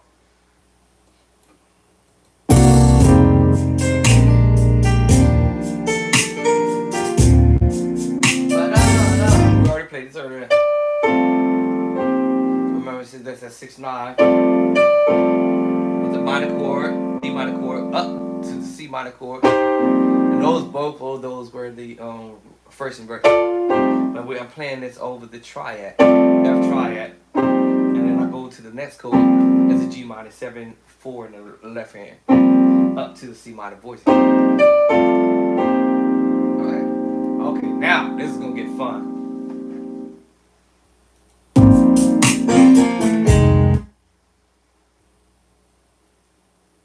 What?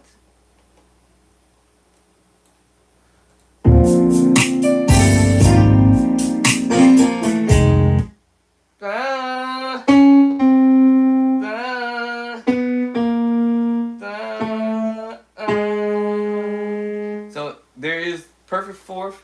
Actually, tritone. I'm sorry. Perfect fourth.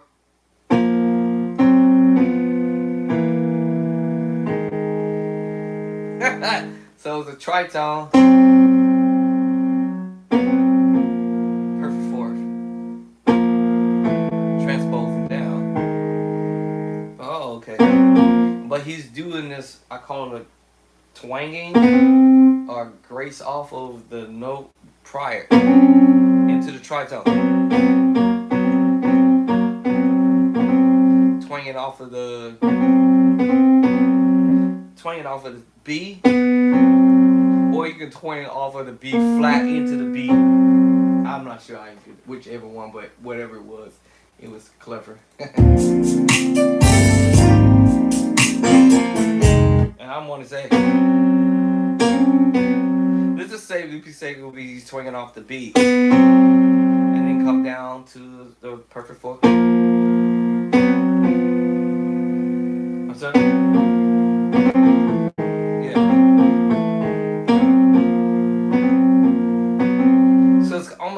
I would just say it's the tritone, and then you're going to the perfect fourth, transpose. Now you got to do that little twanging. Y'all probably say, you do got perfect pitch, boy. What are you talking about? If you can hear that, I guess in a way. Now today, why am I not able to hear my left ear? What's up? This happened last time. So what's going on? Did I accidentally turn it off? Why I can't hear out the left ear? What's going on? Hold on, y'all. I'm trying to figure out what happened to my left ear.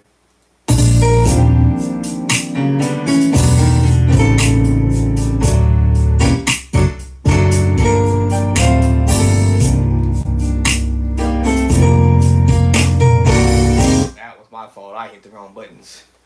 Okay, so can't blame it on the wifey today. So that's when you go. That's probably why I couldn't hear the other chord.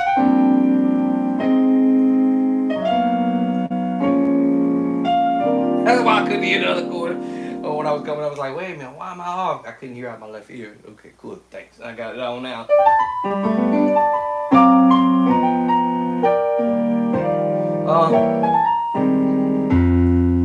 Again, learn. I play like the pros. You got to listen to the pros.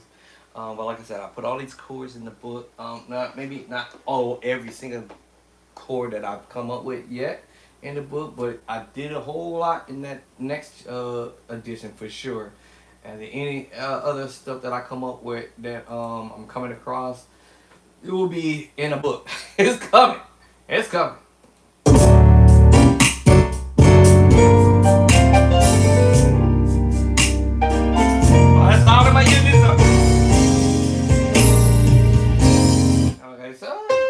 Okay, now it's too loud in my ear.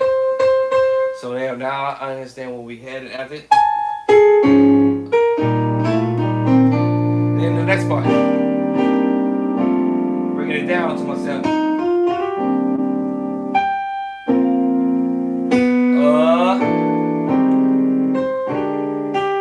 Let me see.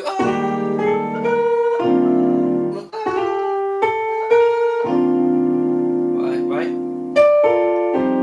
Then this part. Woo! I hope I did that right.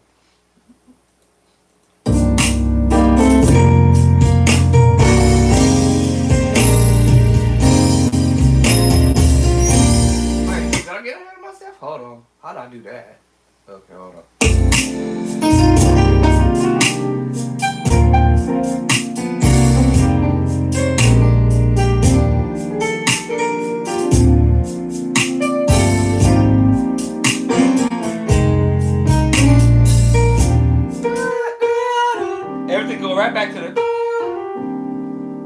Right. Okay. Now, if I want to study this and look at this first before I get the music, or do the music and study this, or do this at the same time, either way, I'm gonna get the job done. So, MC. Okay.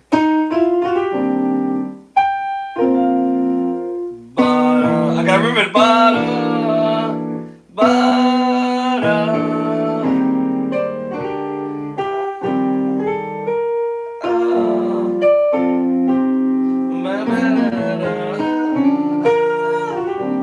okay. What's the next move?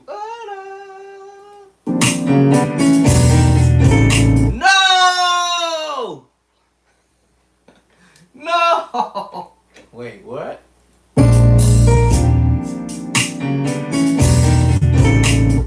What?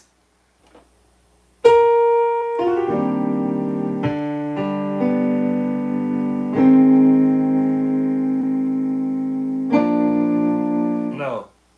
No! No. Is that what I heard him doing here? Or is it the other one? Or is it this one? Hold on. No! Hold on.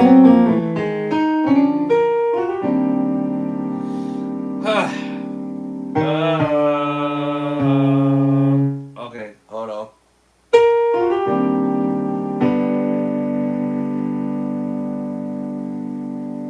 Or is it? It's the triad, but I got to see which way he started in this though. Or we started it on the G triad. Oh, we started on the F sharp triad. Hold on.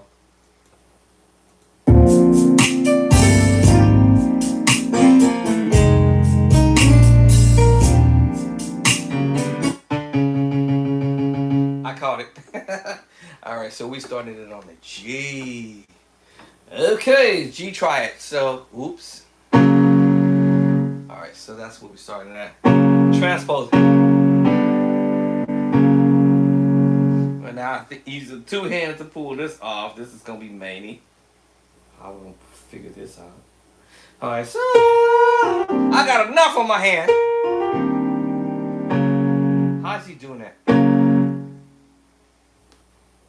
I'm assuming you're using two hands to pull this off. However, you can do it one hand. Hold on.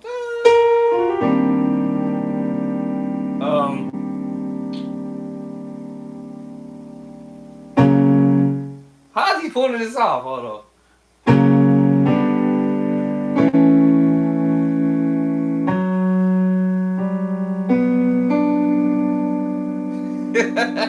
Alright, hold on. Let me see. How's he pulling this off with two hands? I want to try to see if I can do it with two. He was doing one finger on this side, maybe?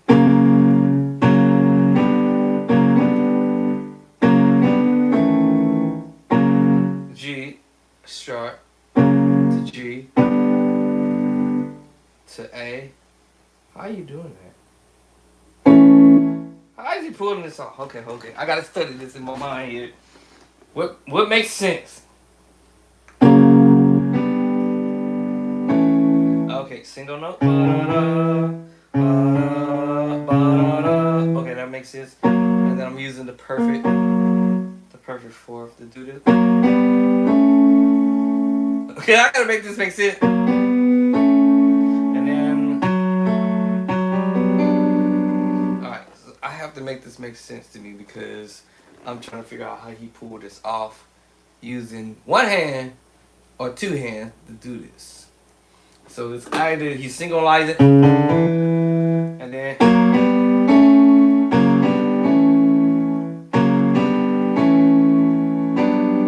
that probably would make sense to me. Because I can get away with doing it. But see, the problem is I'm already here. Then I have to hurry up and move out the way. And now I gotta do this. I can get away with it. Let me see, hold on.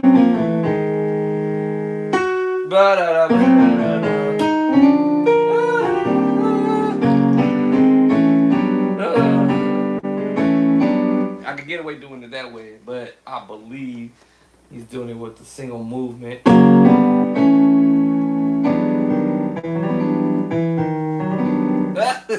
I'm gonna get it, y'all. Hold on.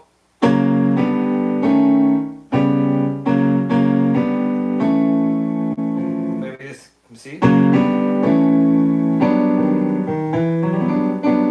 Let me see. Now, okay, here's my problem now. I gotta stop thinking about it now. So hard on it to the point I'm like frustrating myself for a split second. Because this is simple, but it's not as simple as it might feel because I don't do this type of stuff.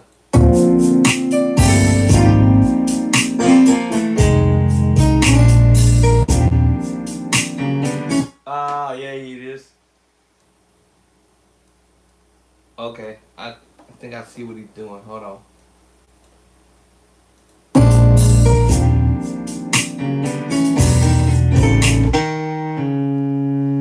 Okay, hold on.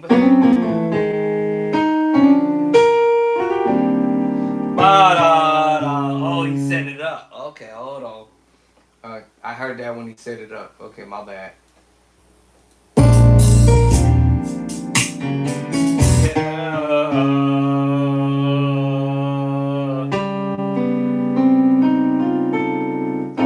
Yeah, okay, he's because he set it up. Okay, I know what you're doing now. Okay, so.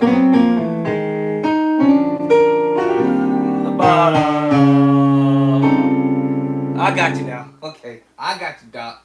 Alright, that's the first one where he sets it up. Okay.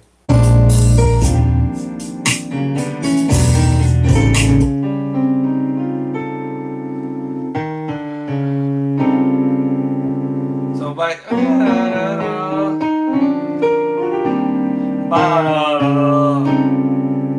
And then, wait, is it the other one first? Hold on. That's the second one. Hold on, my bad.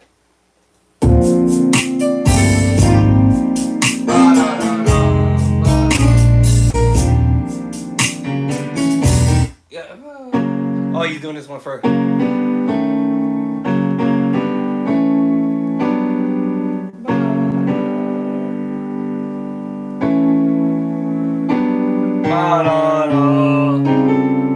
Okay, I got it now. So the triad. So he uses two hands to pull this off. That's not easy, but it's not hard because he's. I want to say he's splitting up the chord, whatever, and you using a major third, major third, major third, and then you go ahead and hit the major seven, F sharp, no G major seven. So. I have to stop thinking of it now.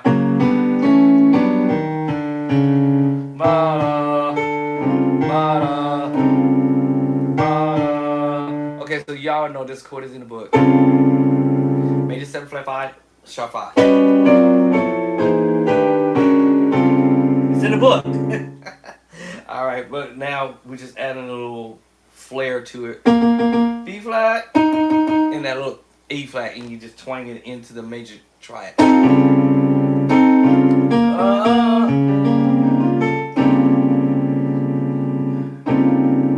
So it's really, if I hold all of the notes down, it's D flat major 13 sharp 11, D flat major 13 sharp 11.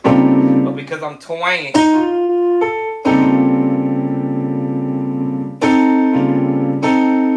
diminished, partial C diminished,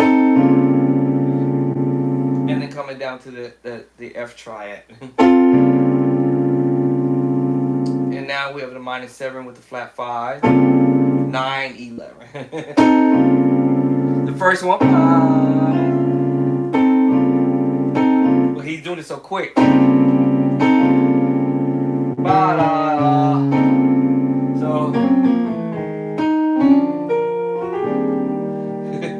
you know, and then they have a.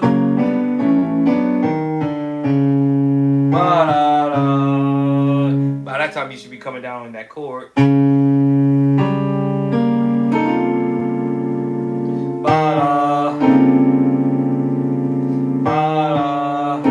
Good luck to me if I'm gonna remember this though, because that's a lot to remember.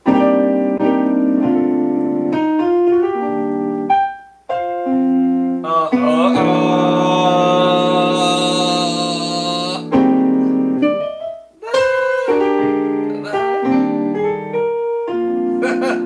uh,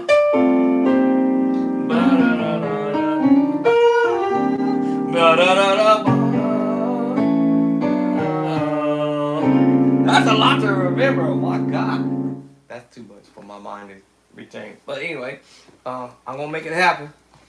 So yes, that's that tritone, perfect fourth, perfect fourth, perfect fourth. Then D minor third. That's the major 9/13, and then he's doing the triad. Major 7, the big boy chords, y'all. These are the big boy chords. I call it the big boy chords. Woo! And this is the diminished C sharp to diminished or D flat diminished, but we're just omitting the second top note in the scale or in that key. I mean, he could have did that too over the F triad, but it would have been too extra. So he just took the E out and said, remember, you're inverted. And now we're just being flavorizing with the E flat. Being flavorized with the E flat.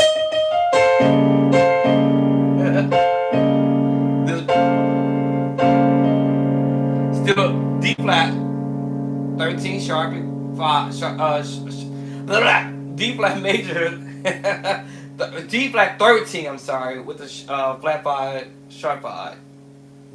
No matter how you cut the mustard when you do it inverted. You can do it up top. Now that would be hard to do that. Maybe not. Let me see. Hold up. Yeah, a little harder. And put the E flat on the bottom over the F triad. It's the same chord, but I won't be able to because there's no room for me to do that. Maybe this.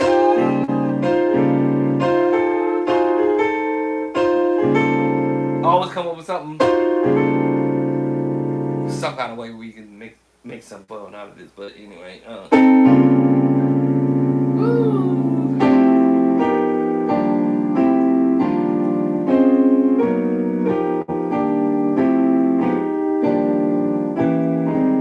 so now you can make your own group of chords from the play by sight, because that's all I'm doing is line up a whole group, a whole bunch of dope chords that the heavyweight musicians doing, and I'm just placing it in the book just so you can get those chords in under your fingertip if you don't already have them.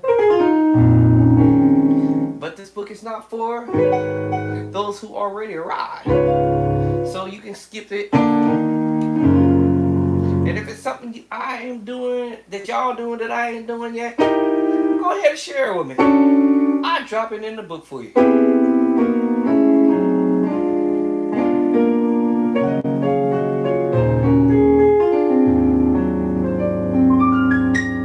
And I got y'all.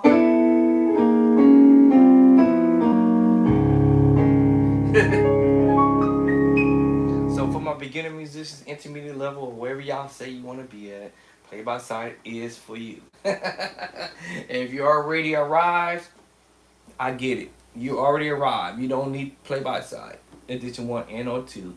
And when edition number 3 come, oh my goodness, and 4, all I'm gonna say is shake my head and be like, bro, sis, y'all don't get it, that's gonna be on you. I don't want y'all to be left behind, so that's the reason why I'm putting in the works to get these chords in there. Where we going now? So we're going back to so what was that? Oh, I forgot where I was at now. Fooling around with this stuff. Triads is because you're just doing triad. Triad. All this is triads. Alright, and then what are we going back to? I think I heard him going to the D. D triad. Come out. D triad.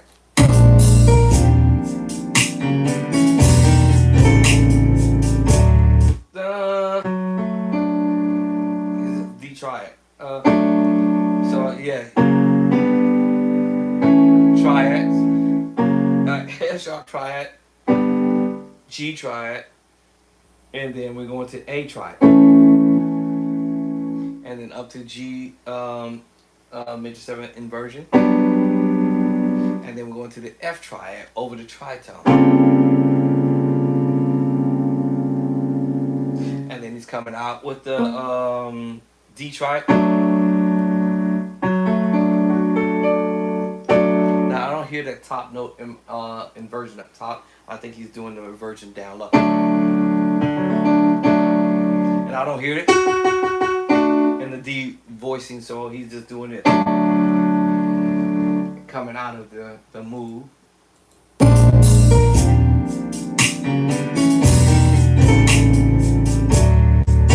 And then now he goes into that diminished move. Back to what we did earlier. Earlier. Back to what some of what we did. Right back to that. So that was a repeat there. That's a good thing.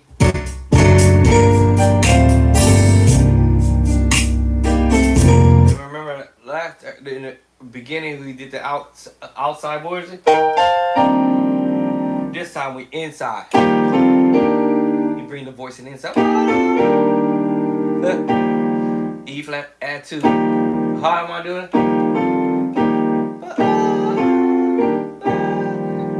E flat, add 2, and we're going to the F triad, which makes me, if I'm still holding my 3-finger chord down, it ends up making me play the E flat 6/9 voicing sharp 11.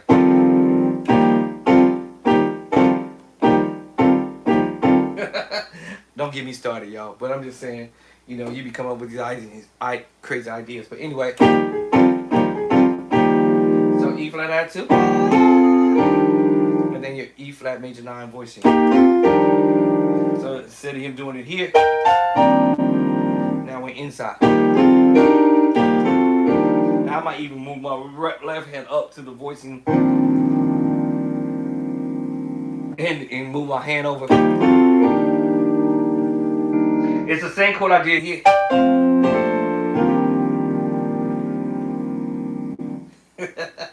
Alright, so to keep that voicing. And this is really, if you put a C on the bottom there, it's C minor 9/11.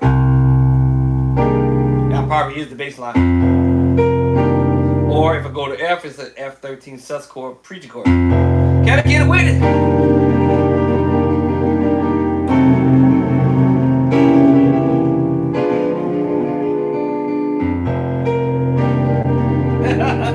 There's so many ways you can play that voicing. It's funny. As I told you, you can play every type of chord that there can be in more than one way. Oops! That was an accident. I didn't see that one coming. But yeah, nobody taught me that.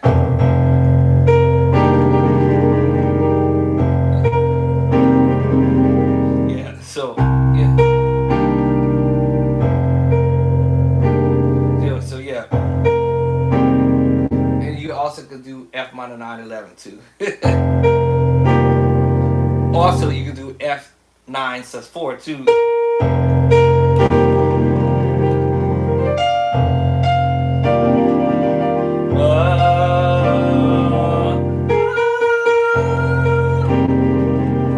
It's funny. Well, yeah, you can change by 1 note or 2 note or by whatever the chord you plan to try at.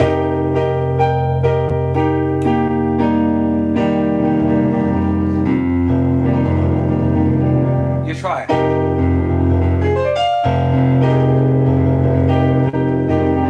Now when I flew through the left hand with the A flat major 7 voicing second inversion, then now they maybe go to the F minor 9/11.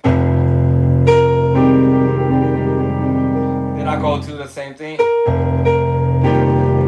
and I did the 3-finger chord over E flat and P flat, in C minor in between and all the other chord movements in between there. Then they make me play now the F9 sus4 now. Go to B flat. B flat. Now it's B flat 13 sus. The same crazy move. Or you can have E flat major 9, E flat major add 2 on B flat. They're using the same idea I just did.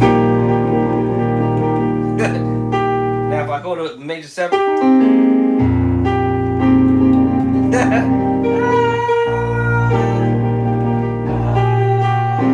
Watch it. Every time I'm going in between the E flat, B flat, and the other chords, A flat, E flat. Let's try B flat. It's the B flat 13 sus voice. And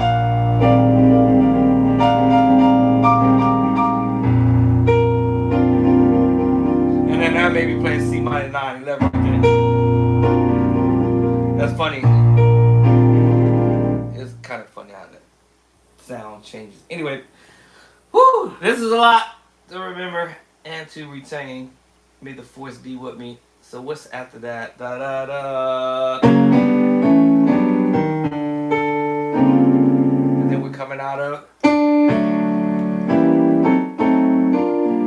same thing. Thank God. And then this time we inside. All right, now how did he end it?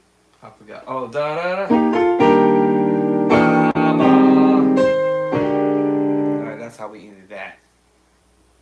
Now, for me to remember everything I did from the top to this point, I'm now in part 2 now of this song because I like to break it up into sections. Good luck to me. Memorizing. I don't want to say I don't have it memorized, but I'm going to take a crack at it. Part 2. A and B. Good luck. Hold on. Let me see. Let me see. Okay. Then I said, ba-da. I remember the finger.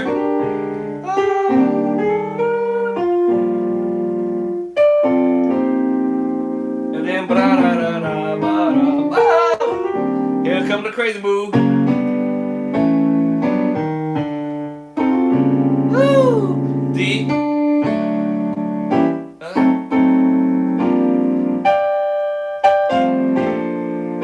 Well, I remembered it. Okay.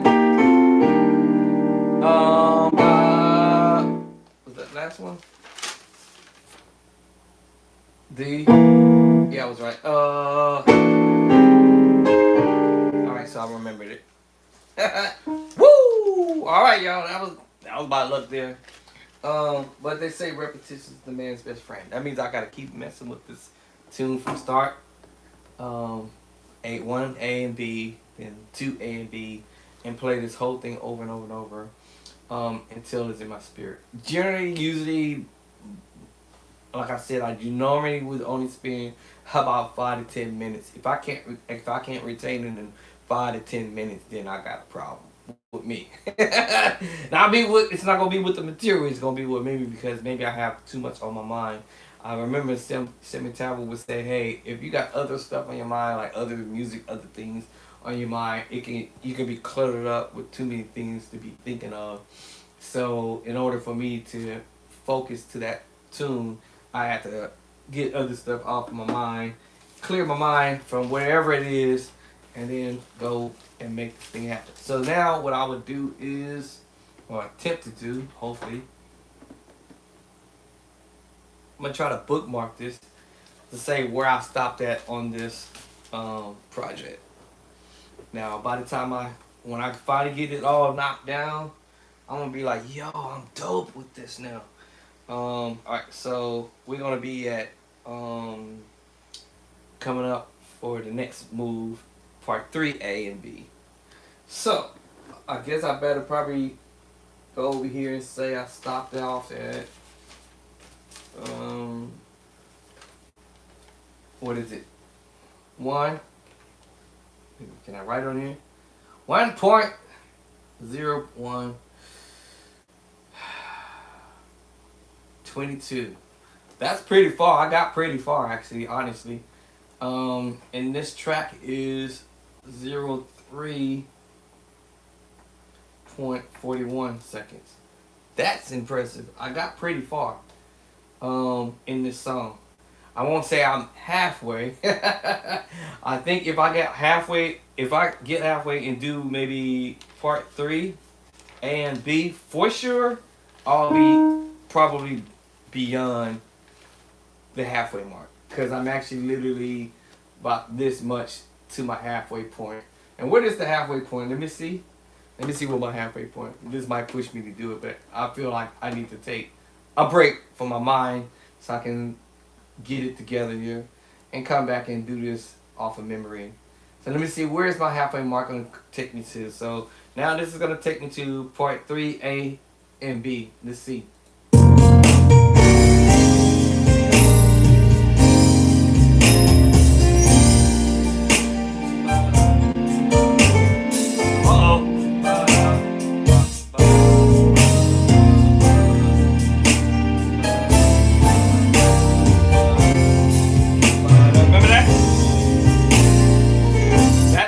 You didn't start that same little movement from G flat or F sharp. He started it from G up to A flat to B flat, and then that same, instead of what's going to that chord, he's going to A flat. I heard that now. After I heard that first one, now I hear the other one. And I understand now the two finger or the two hand movement, because now I'm like, oh. And let me see what it says. D, excuse me, D, E flat. Wait, D, E flat, F. Yeah, that would make sense, right? G, D, E flat, F. And then I drop back to E flat.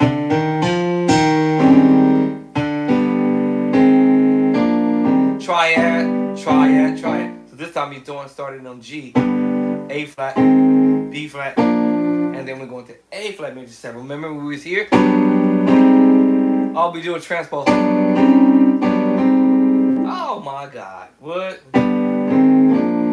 Now it's about the fingering, how we're gonna pull this off. This one felt funny because I'm doing this. This one seems easier. I don't know why. Okay, hold on. How did I do it? I think I'm using the thumb and middle finger. And I'm using that finger to bring it up to the A flat and C. And then I'm using, let's see. And then the middle finger and the pinky. But when I try to do it the other one, how come I couldn't pull this off? Hold on. Can I? Let me see. To see, this is not. See, my brain want to slide up. Whole step over. It's got to be a better way of doing this. Hold on. Hold on. How do you do it?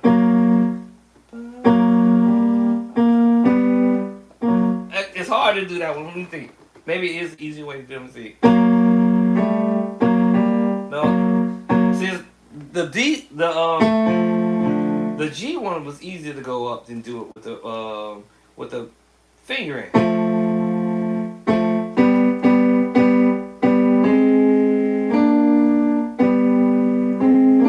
Why was it easier to do it that way? But when I can't go half step back. Nope. Uh-oh, see.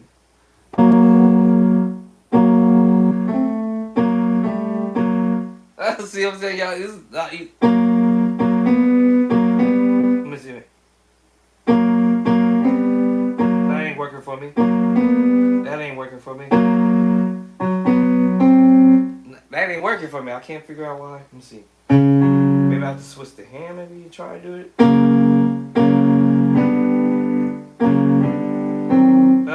That feels difficult.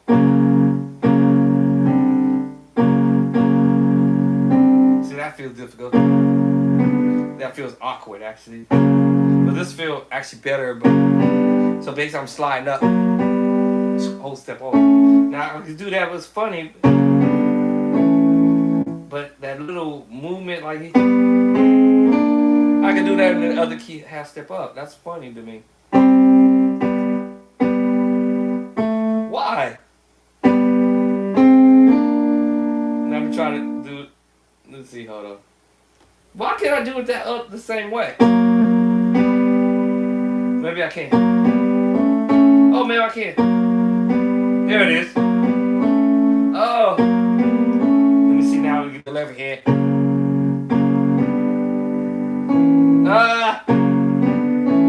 Okay, now I think I can do it now.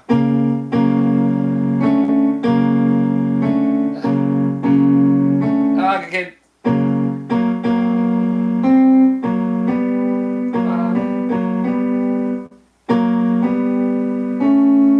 Okay, I guess I can do it.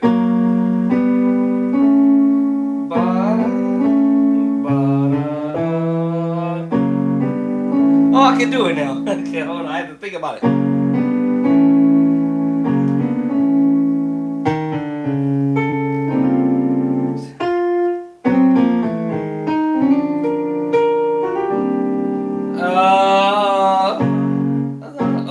And I have the finger. Oh, no, I lost it again. What was I doing?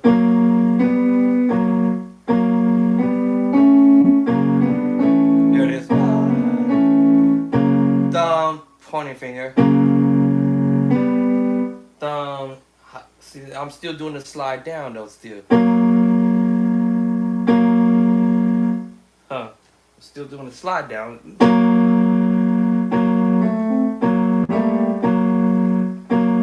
This ain't gonna work. This ain't working. Hold up. Cause what it is, my thumb is still gonna slide down to it. I guess that's okay. It's better than nothing, I guess. I'm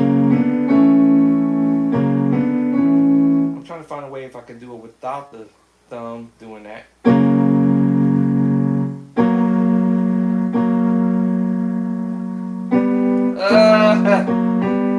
But it feels comfortable doing it with the thumb sliding down to it.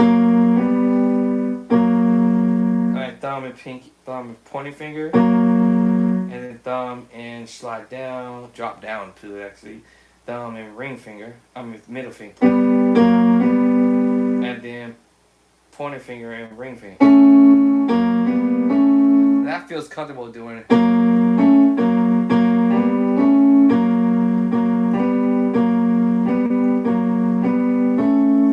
So now. So remember, when you practice, it's all about memorizing what your fingers doing sometimes. I got a feeling I'm going to go back to this one. I got a feeling I'm going to do that still.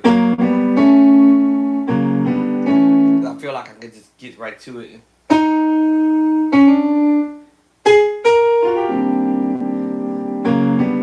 Yeah. I think no matter what, I'm going to end up doing that there. Yeah. I tried.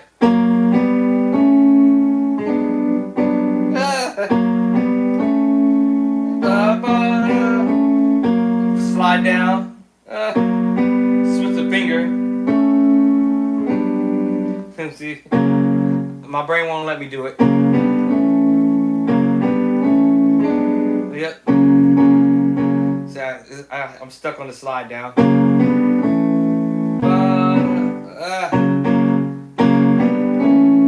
Yeah.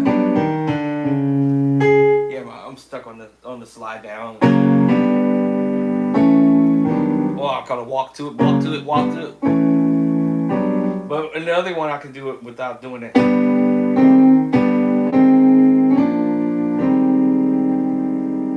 That's crazy, y'all. Okay, let me do part 3.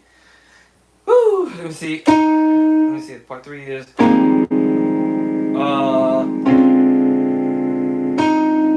right back to the famous chord. Right back to this famous move. Let me see what we doing. And then he go on.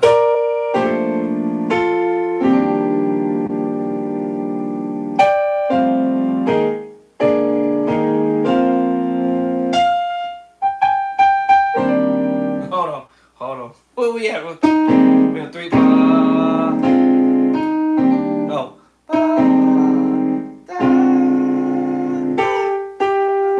Yeah. Okay, okay, now I have to hear what he did now.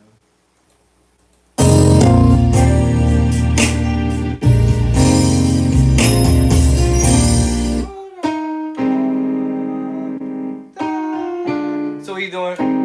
Major 7 is a diminished voicing, or minor 9, minor 7 flat 5 actually. That turned into another chord when he hit that. So this is the major 7 voicing. We'll hear this a lot, probably somewhere. Diminished, the minor 11 flat 5, the minor 7 flat 5, sorry. Right back to the famous chord from her. We already heard that, right? Instead of him doing it, we ain't doing that no more. He's switching up now.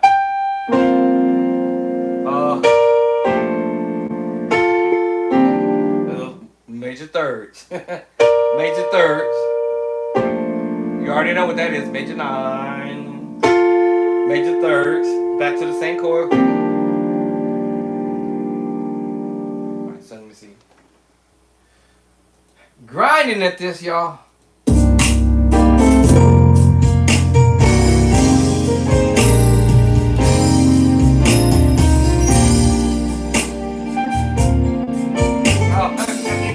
Not the other part. Alright, hold on, my bad.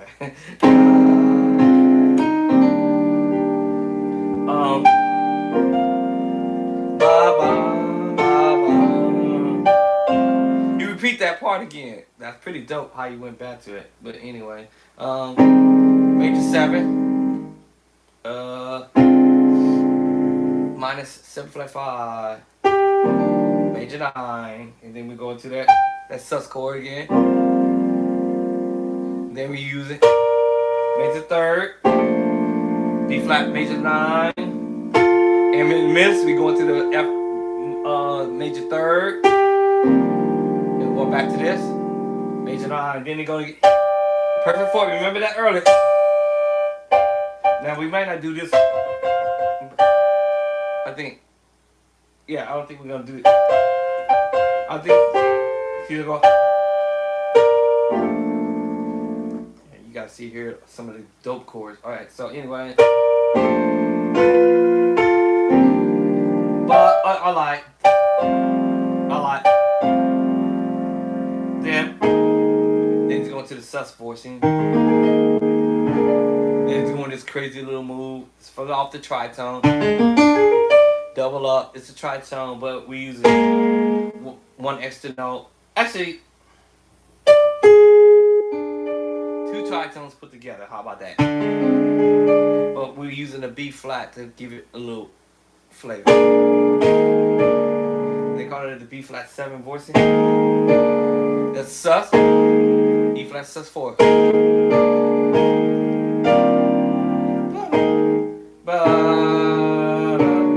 All we doing is resolving the note from the sus chord.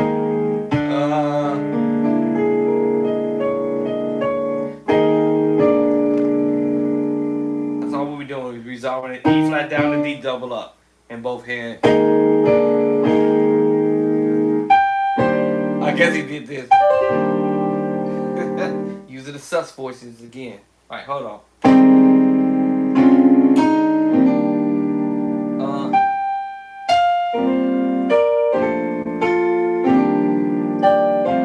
Remember he did it again. That's the cool thing I liked about it. when he came out for the.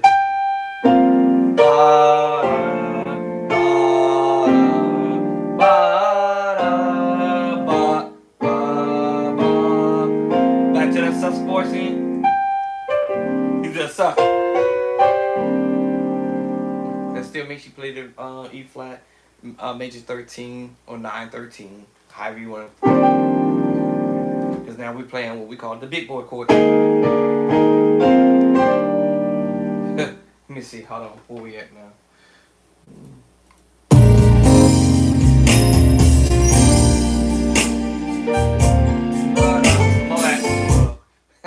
Let me see. I gotta catch what he's doing. Hold on.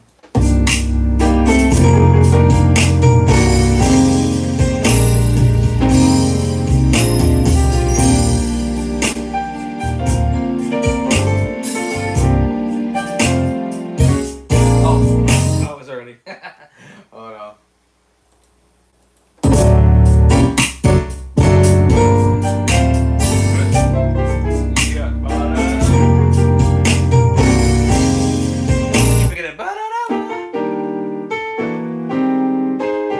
Turn around.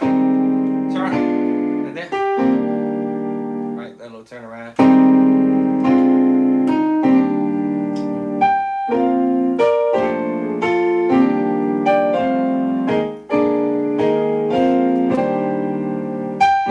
You like to do a lot of slurs.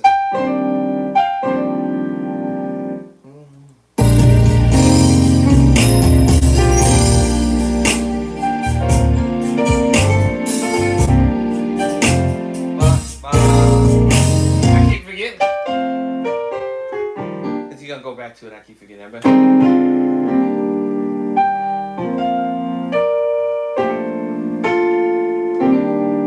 right, and then back to it, and then playing the big boy chorus. Woo!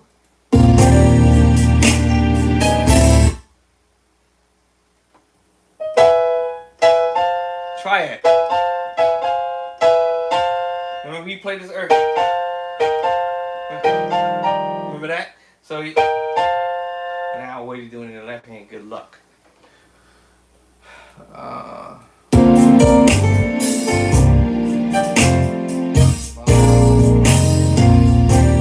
Yes, y'all remember me doing that? Alright, now da da, whatever that is, right?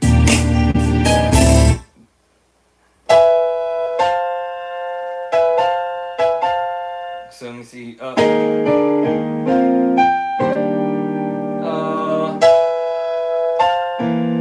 me see.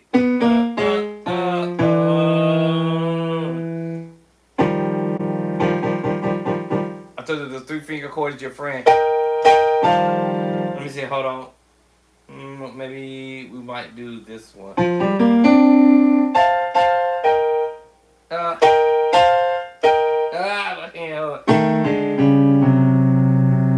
Hold on, let me get my brain together here.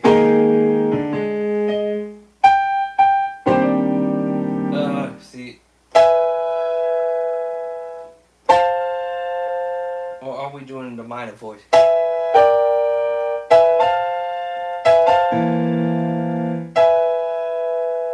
Hold on.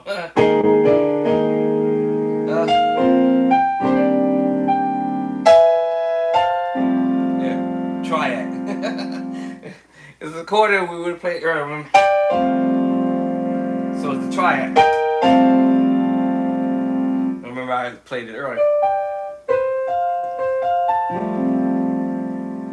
Major add too. So E triad to F triad.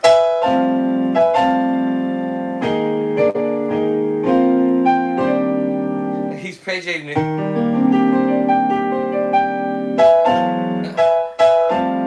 Right before. Okay. Alright, so let me see here.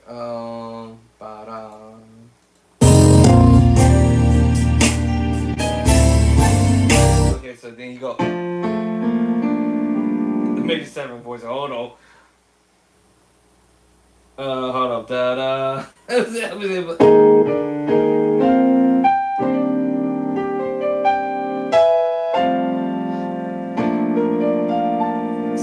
the major 7 voicing in the left hand, second inversion, and doing the root at the top. So he's after he goes the triad move. Ba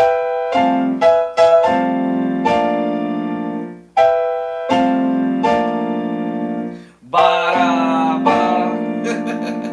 He's reaching up to the higher voices of the same chord. E triad, F triad, and then go to the B flat major, B flat major 7 voicing, and he's doing it in the root position, but second inversion in the left hand.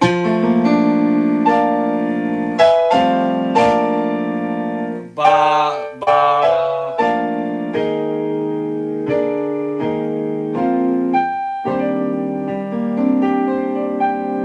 That's what he's arpeggiating.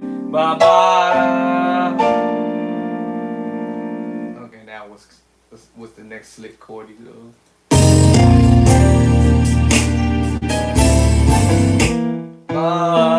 Original chord from earlier. I'm sorry. We're going to the minor voicing. The minor 7 flat 5. Not that one, but anyway. Alright, so let me see. Hold on. Let's get tricky.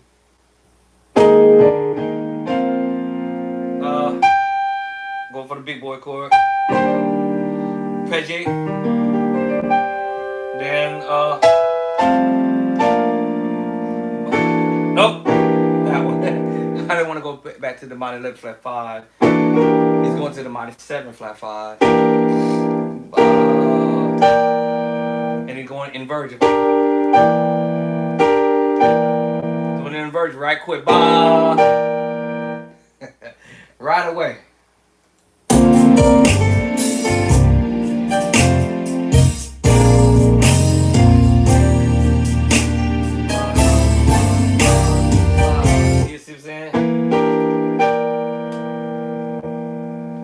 So you're doing that, alright.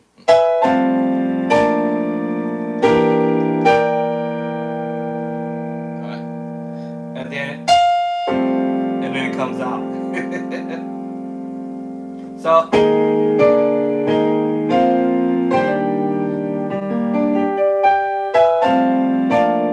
right? And then it comes out on the F at 2. F major at 2.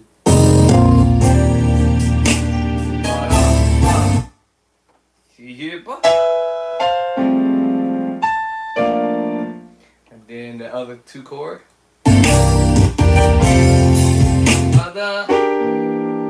Actually, yeah. Actually, is this? I think he's doing this. I think. Yeah. So it's like, after playing these chords, and my brain's shot down to the curb.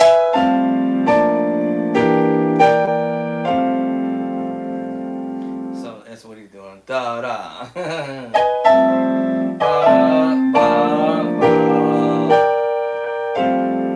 Uh-oh, here comes the other move. Here it comes. Here it comes.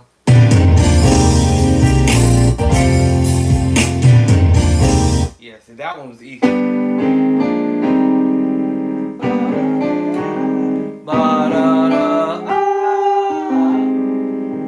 It makes a 9, but try it. Major 9. That's still your triad chord. He's just adding the 7, the 2, which is the 9. Uh-oh, here comes the tricky part. Y'all pray for me, because this one right here gonna probably get me.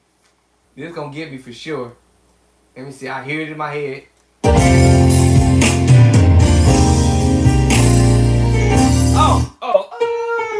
Oh, maybe not. Okay, maybe not. Alright, so I'll finish that first part of this sheet here, which is 3A. Now here comes B. 3B. Oh my God. I don't think I'm ready for this. Okay, so we got. Can we repeat that? Okay, cool. Alright. Alright, so we're repeating that.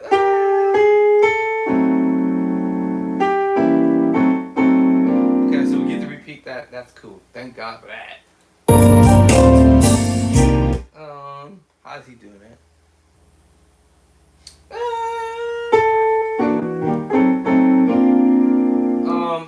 How's he? I guess I'm gonna figure out how you doing that in my head. Okay, hold on. Let me see. But I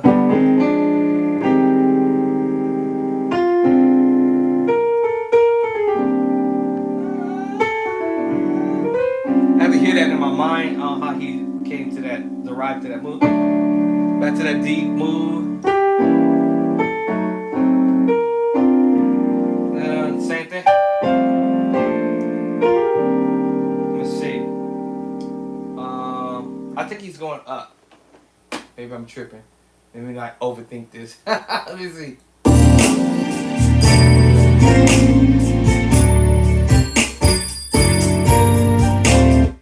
Da-da.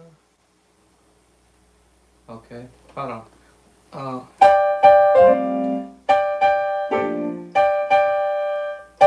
Okay, so it's the same thing.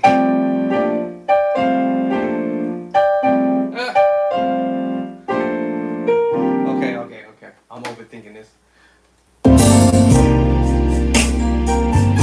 Oh, he repeated the beginning. Alright, thank you. Alright, cool. That helped out. The very beginning. Alright, now how you gonna end it? Okay, now he's using that same chord. Remember this chord? But now he's using the voicing.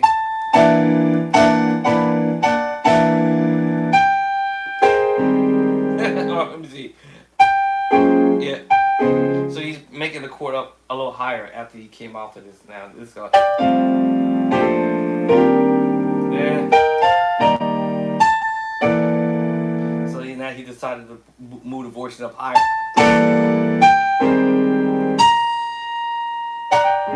Up top. Okay. Alright, that makes sense.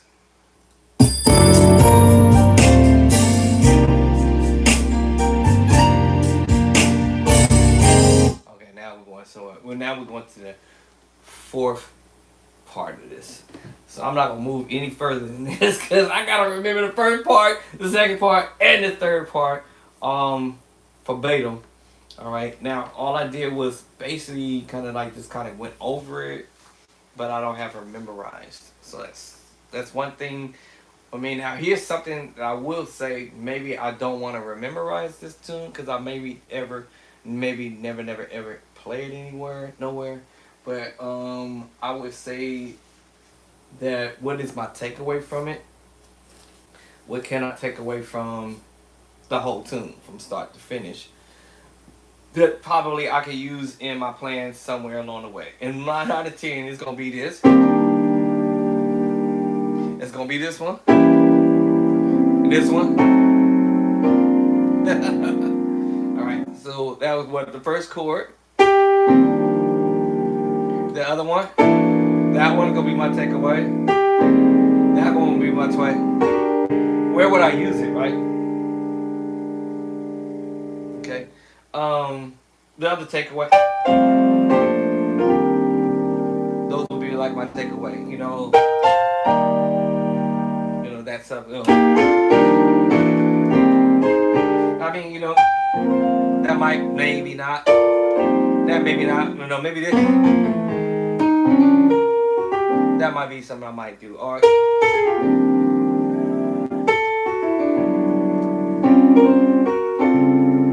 something. So not always the song I might end up working on learning to do verbatim.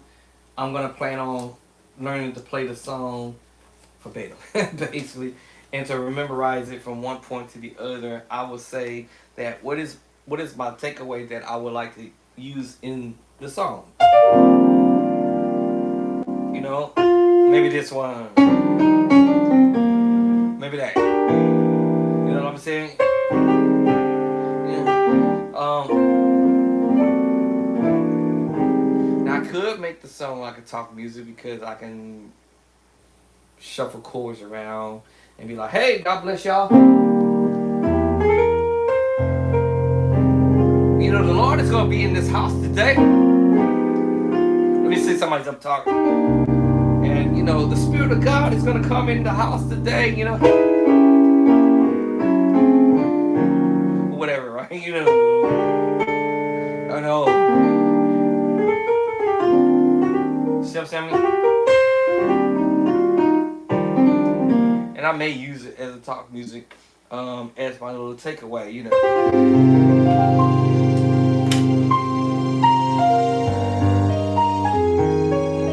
You know what I'm saying, y'all, you know?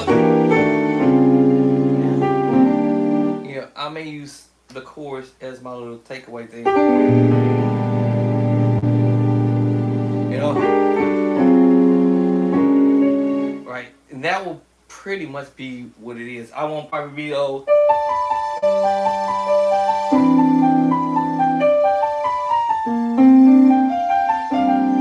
I mean, I could tweak the song and do it in a different way.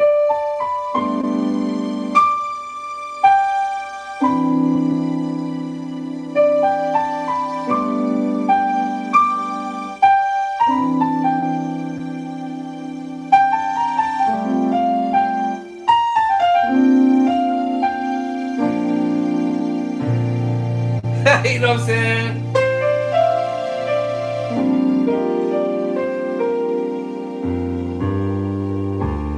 Alright, you see what I'm saying? So I can play around with it, you know?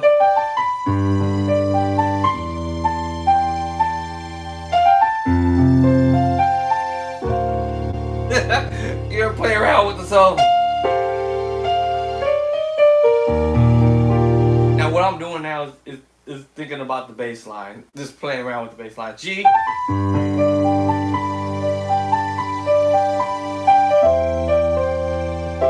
E. F. Let me see. To D.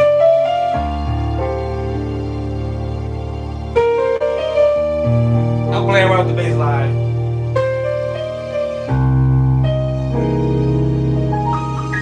You know what I'm saying? To F, C sharp, E flat, right? And then F.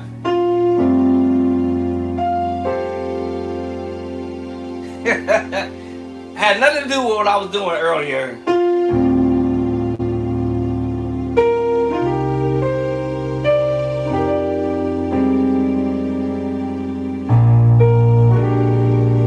One of the chords there.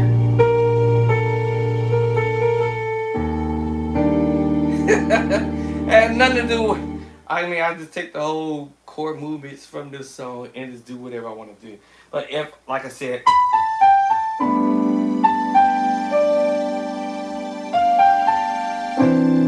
I'm going to play some of the chords in there.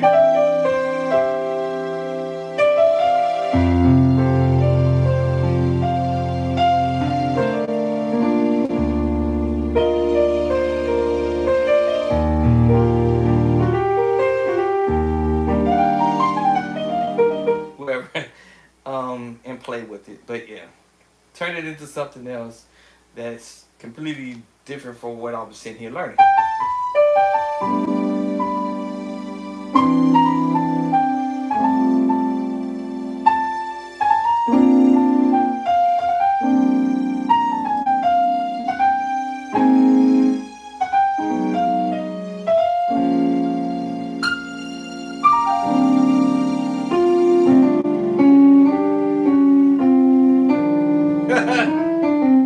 And do my own.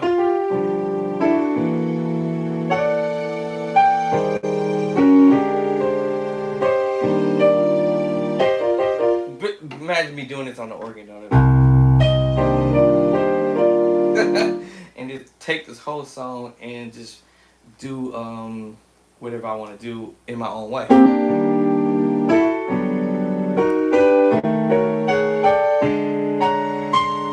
And do whatever.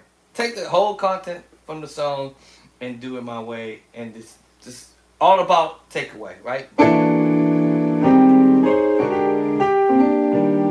And I'll have to do the whole song. You know what I'm saying? It just gave me. Or the other one.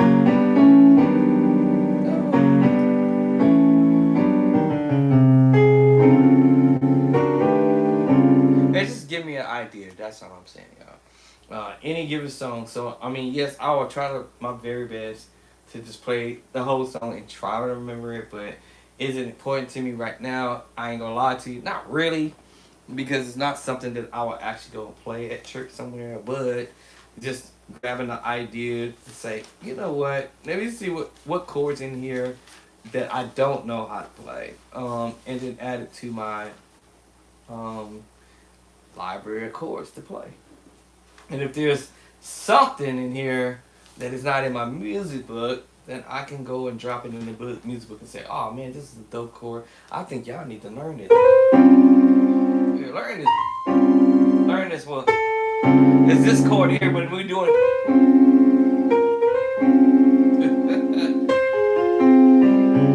it's the same chord. It was just whatever the idea is, and then I might say, okay, you know what? I don't think I have this idea in the book. Up here. It was here, yes, I did it. Right? I'm sorry. I did it down here. Maybe I did the chord voices in the book down here. I'm sorry. But did I do it up here? Let y'all know that you can move the voices.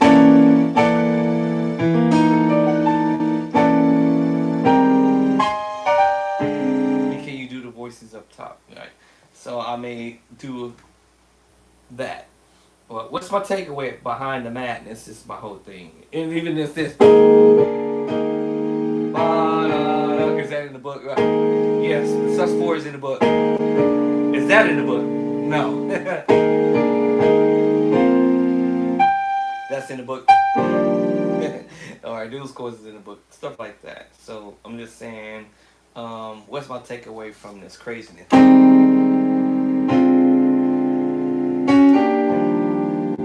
And this gives me stuff to do when I'm at church. You know what I'm saying? You know,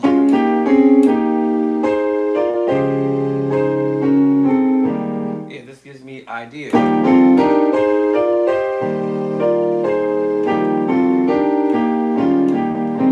From before I didn't have chords, y'all.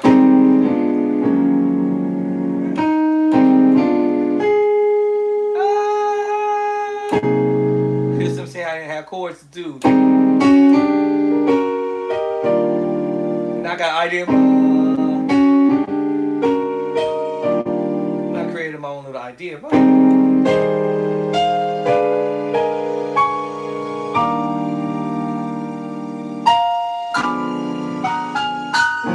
See, I can create ideas from just something I said, oh, and it's already something I already know how to do, because this is the major 9 voicing. Or minor 9, or A flat major 7 voice. The minor 7 is already in my book, or this other voicing, minor 7.5.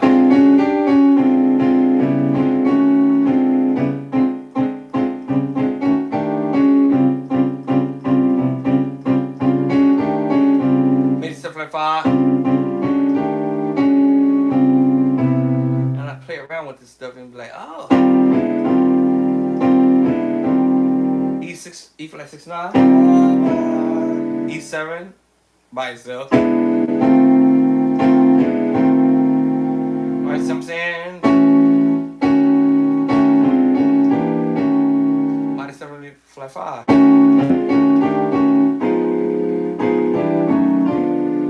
know what I'm saying? So once you get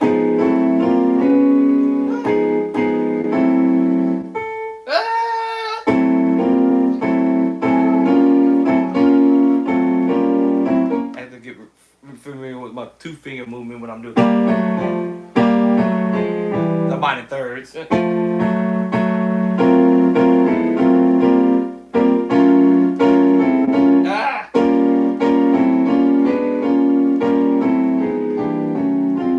gonna practice just like anybody else, or singleize it. It's the tritone, and just 1, 2, 3, 4, 5, 6. either synchronize it, tritone up, and the perfect 4.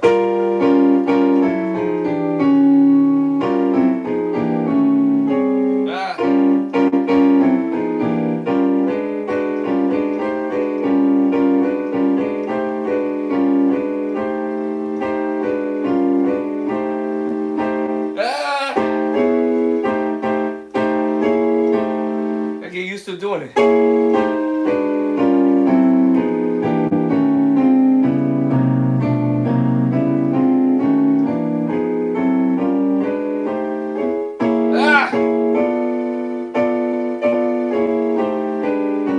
Uh-oh. That's a funny one.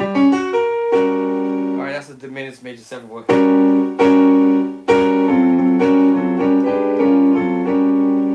So you start playing around with stuff. Oops. Now turn that into the minor chord. And transpose it with the tritone. Transpose the tritone. Oops, that's an accident. My bad, y'all.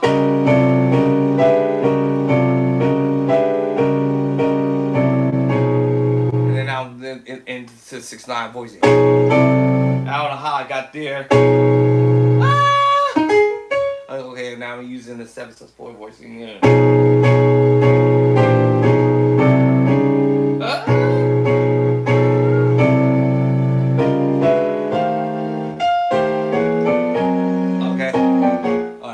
Now I know how I got there, but anyway. Yeah, because that's this 7/6/9 boy.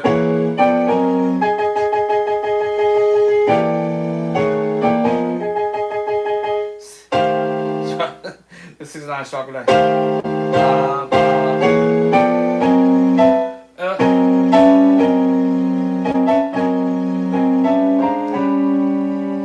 Then I went through the major 7/5. I like to switch the tracks or play both of them.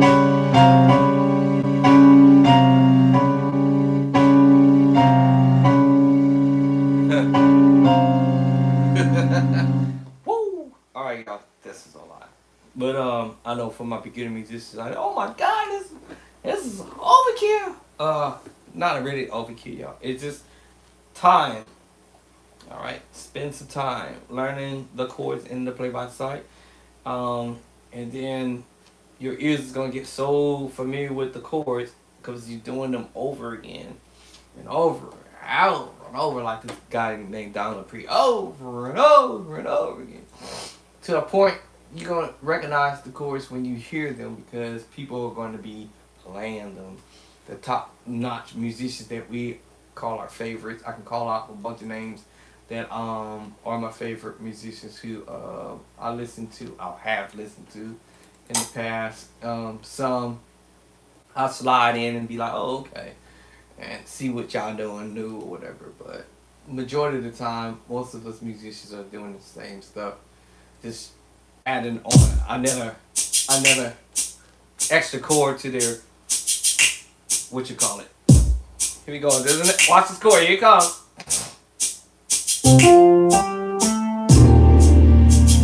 Yeah, I told you. That's gonna be your famous chord.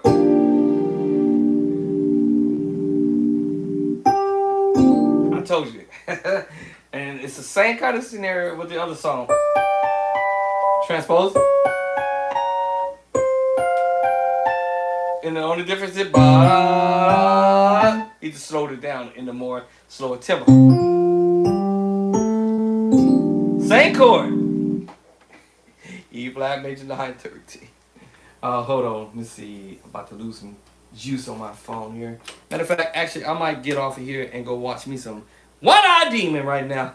So, Netflix. I've been on here, I don't know how long. The other day, yesterday, I think I might have been on here for 7 hours. But listen, you can gradually get to 7 hours of practice. You can gradually get to 12 hours of practice. But start somewhere. All right, so that's the whole thing. All right. Same chords, y'all. This intro is kind of long.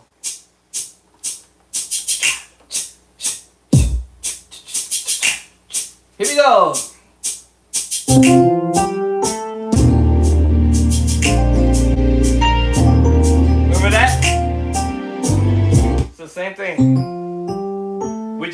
key.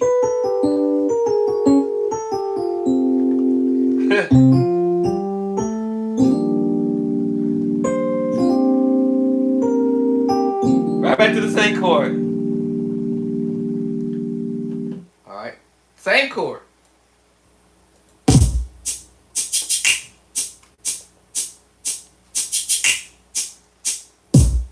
Intro kind of long. Here we go. 1, 2.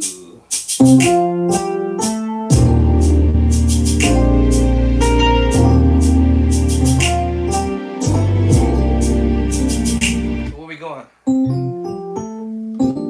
So we went to major 9, the second time. F major 9 with the flat 5. Right back to the major 9.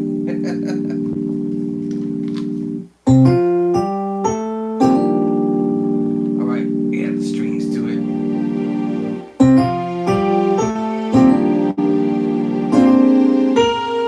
Same thing. Right back to the thing. Major 9, flat 5. Those chords in the book. Okay. And then here we gonna do this little thing. Same chord, he's not reaching for that. Or is he? Cause sometimes I'm hearing these pads, so yeah,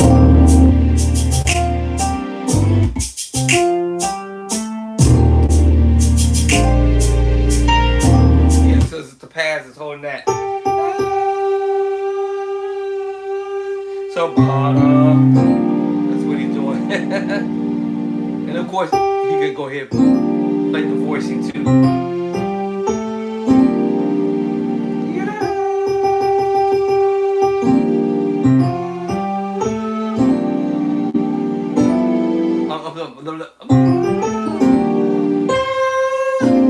The pad is still gonna be holding it because it's a secret sauce chord. A flat major 9 with the flat 5.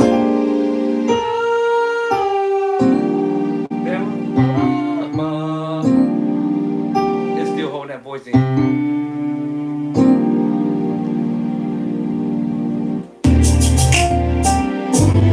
Then he went back to it. I told you this is gonna be the famous chorus, y'all.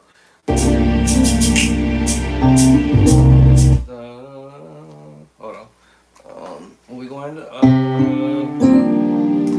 then do it again, and then he comes out.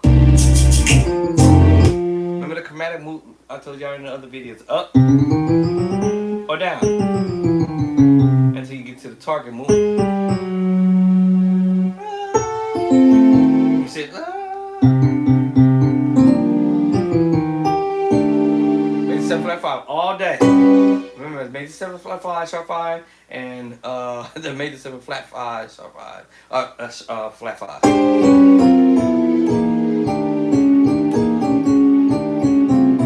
Gotta practice those. I said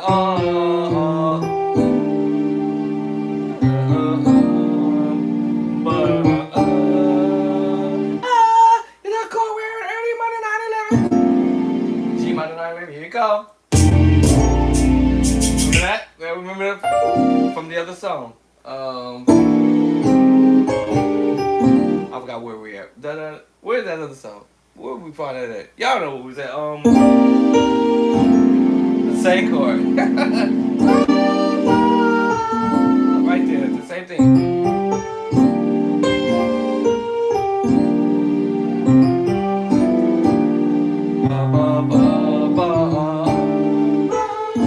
Same chord. All day. Maybe 7 flat 5, but you just doing this little twang. Maybe 7 flat 5. Same chord I just played, but now we're using the tritone. The other tritone, by the way.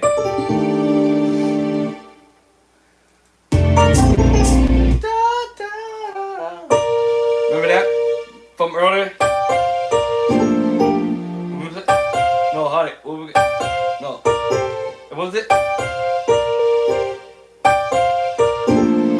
Remember that? You did it here. But he's going. Oh, hold on. What was the other chord before that?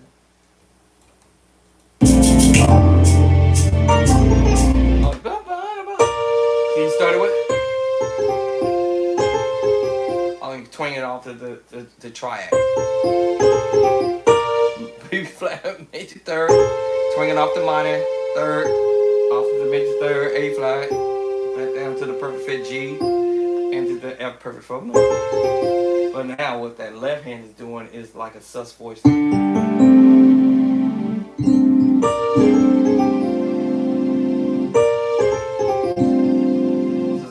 It's playing the D sus4, and I might be using the other notes to kind of help it blending in.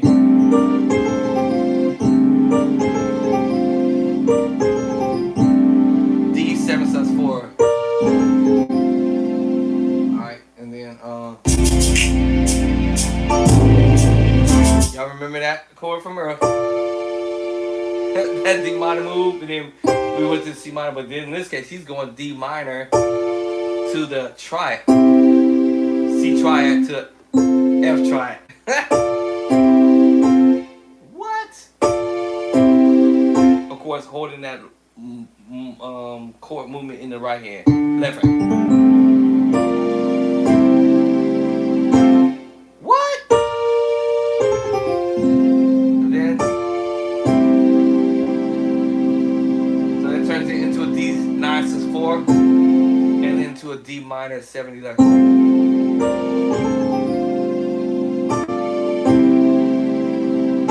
Bam. And then here comes the next move. Okay. D minor 9/11.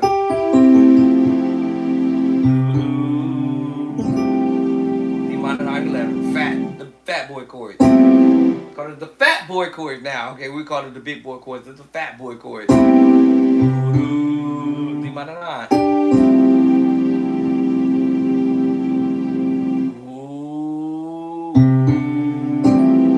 Or you can also do you can do F major 9, holding on the E on the bottom. Or minor 9, D minor. Get dirty with it, get down dirty with it. D minor 13, 9, 11 too. It all depends on how your ear want to hear you.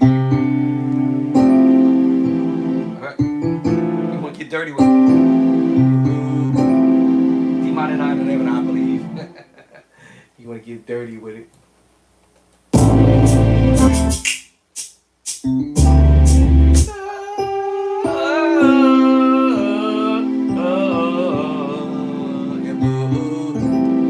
Yeah, D minor 9/11, getting dirty with it. You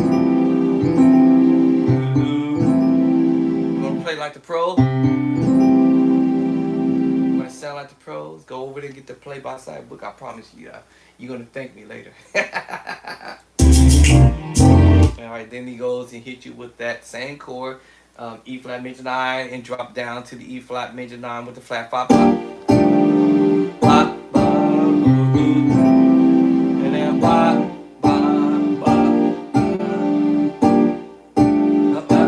bad. Major 9, the same famous chord. Or you could do E flat major 7 with the flat 5. Or you can go major 9, E flat major 9. Either way, whatever one floats your boat, it sounds dope. I'm using the major 9, flat 5. All them chords in the book. I think all of the chords in this song is in this book. Minor 9/11. F G minor 9/11. After that, you doing that thing again. It's really a major 7 flat 5, but like I say, you twanging it off that set. So without me hitting the other note on the bottom, he's just twanging using the idea of the sus2 and twanging it with the tritone. So chord is a major seven flat five with the twang to it.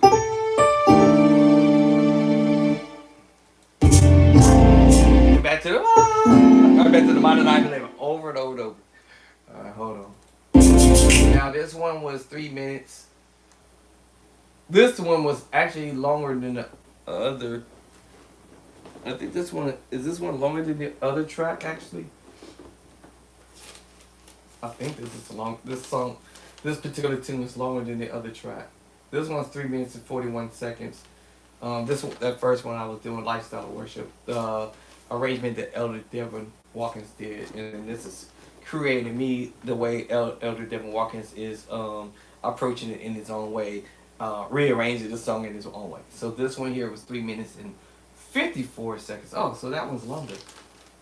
Ooh, I got my challenge up against me for sure. 54 seconds, 3 minutes and 54 seconds. And this tune was 3 minutes and 41 seconds. Yeah. Alright. I might actually could learn this one faster than this one. Because this one, it's not that it's harder, but I think I can finish this one faster than I will finish this one. I think. Matter of fact, I don't have no papers in front of me showing me what the chord is. So I think I can do this one a lot quicker. I think. It seems like right now I'm already 41 seconds already into this. So let's see. Y'all remember that?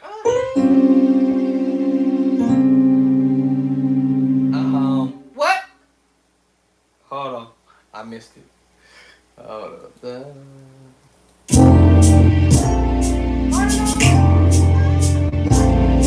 Back to it.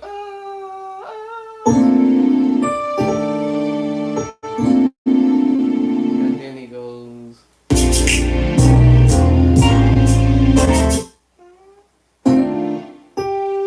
Hold on. Let's get TikTok back in. Come on. See, I lost my concentration. Let me see. I gotta remember where I was at.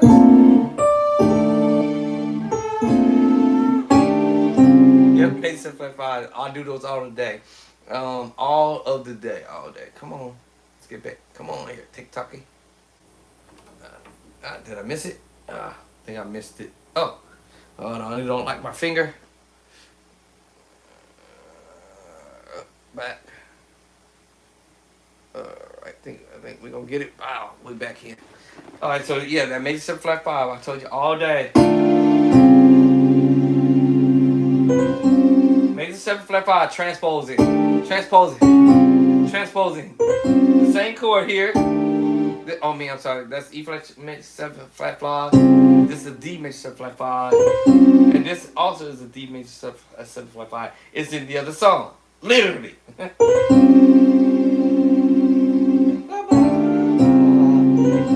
I told y'all it's gonna be.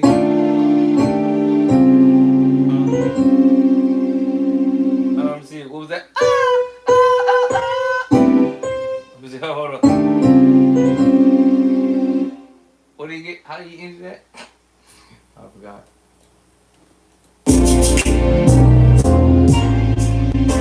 Oh, yeah. Remember the other chord from it? Remember? You went back to that.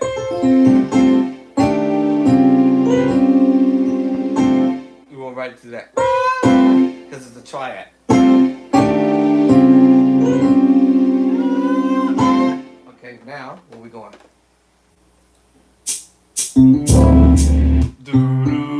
Back to that. And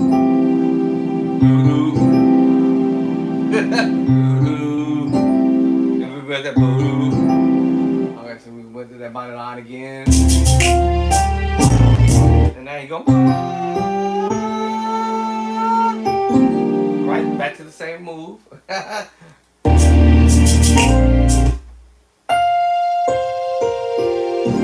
I played it early. Y'all remember me doing this early? Yes, I told you.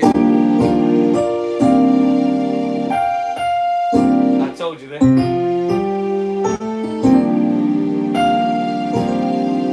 Yep, so that makes it 9:13. Okay.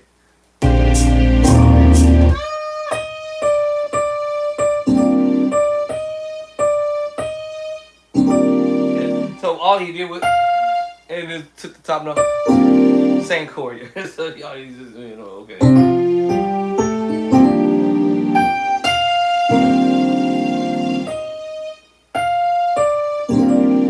That's all he did. Same chord. He just took the top note. Okay. Repeat. Back to the major 9 flat 5. Back to the major 9 chord scene again. The famous chord over and over and over and over. Repeat. Oh, thank God. Same chord. Same thing. Ba ba ba ba ba da da ba ba ba da da. Right back to the major 7 flat 5. We're gonna go back to the minor 9. Minor 9. Okay. It's G minor 9 11. But we're going over the D flat, the bass line. So it's a B flat 9-13 chord because of the bass line. But anyway. I hear that bass line. Alright, anyway, so, but the chord wise is G minor 9, 11. Back to the. My back to. So you repeat that again. Okay. Uh-oh. Right back to. So we repeat that again. Thank God for that. Nothing different right there. Da da da. Same thing. Same thing. Okay, cool.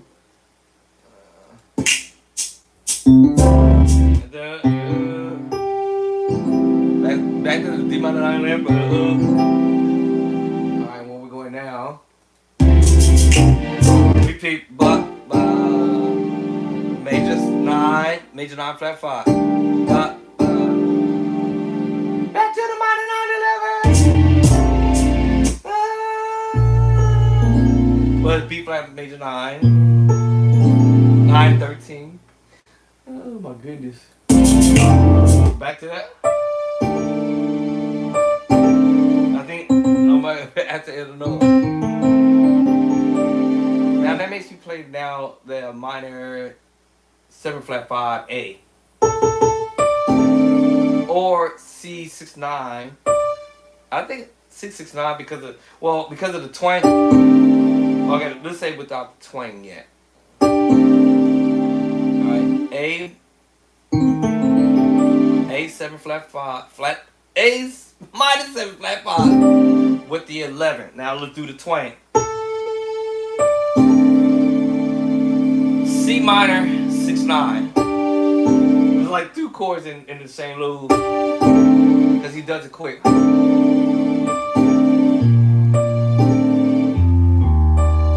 What bass line? What bass line is that? That's funny because remember we was here on this bass line and you stay there. It's the same movement that's kind of tripped out. That he's still playing that same. I thought we was going to E flat, but still B flat. All right, where we going now?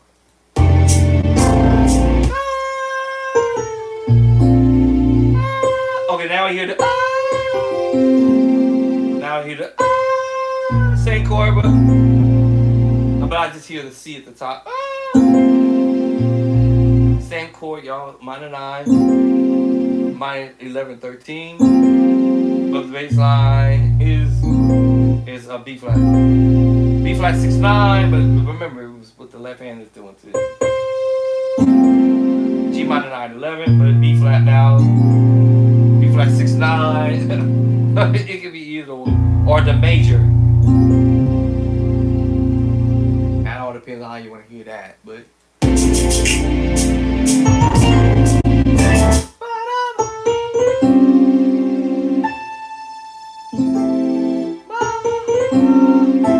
Okay, I can hear the minor chord. Alright. Remember we had the major chord triad at first. Remember that? Over either the F triad or over the D triad. So transferring that same kind of information up top, we're going to the A minor voicing now. And now, of course, I might still mix it with the C triad. With the C triad because in the scale, they share somewhat of the same note. So, now, differently I'm doing in the left hand. Now I'm hitting you with the F major 7 or the F major 9 voicing.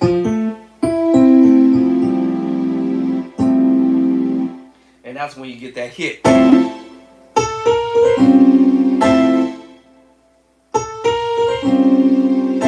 So instead of sounding like an amateur at it, you want it.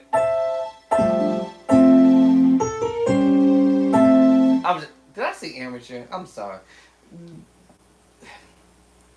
You want to hit it. You want to hit this like that, like the heavy hitters, you know. Right. So same chord I played earlier, major 7 flat 5. So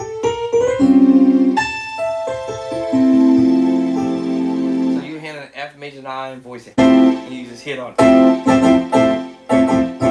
You can add the 9 to it if you want to, or just major 7 and then A minor chord.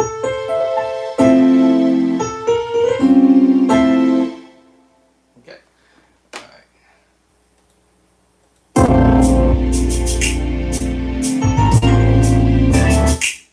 He comes off. Right. Now let me see. Oh, now this is gonna get technical over here. Hold on. Let me see. I gotta pray for right quick. Hold on. How are we gonna do this? Oh, same thing. Remember the minor chord from earlier. Instead of it being up here, now he's gonna do instead of the triad chord, you're gonna use the minor chord over the D dirty chord. I'm gonna call it the dirty chord. The D minor dirty chord.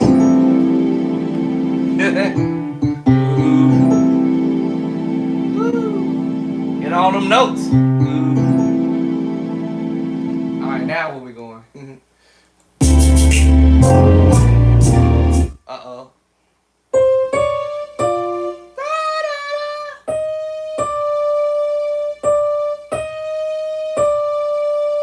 Hold on. This tricky diminished move. I always do this when I get to this part. Hold on. It's not hard, it's not difficult, but it's.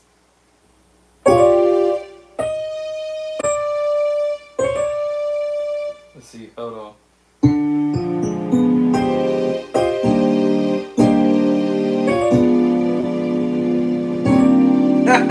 I had to get my brain is like diminished, and then the minor 7 voicing because it's from the other song that we was doing, and it's also added into the same song that he's using in this. Basically, just using the same chord from the other song, actually. And remember, we could do the tritone too, or partial diminished, we call it.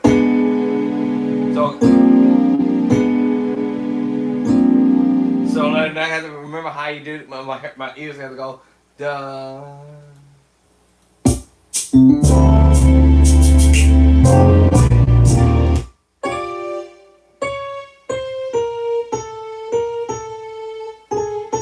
So now I lost it. I lost it now. Let me see. Let me see.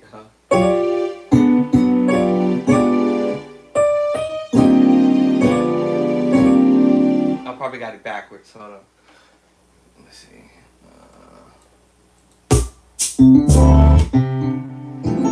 I lost my concentration, but and then I thought he's going.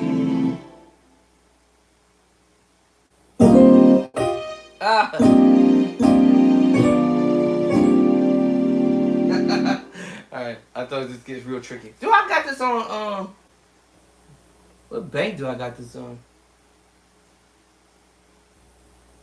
Oh, I got it on bank 7, so that's why I got the little bite to it.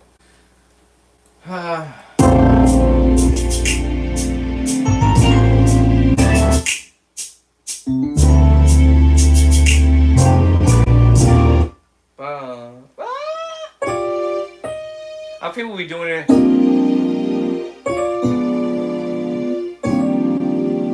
I feel like I'm doing that.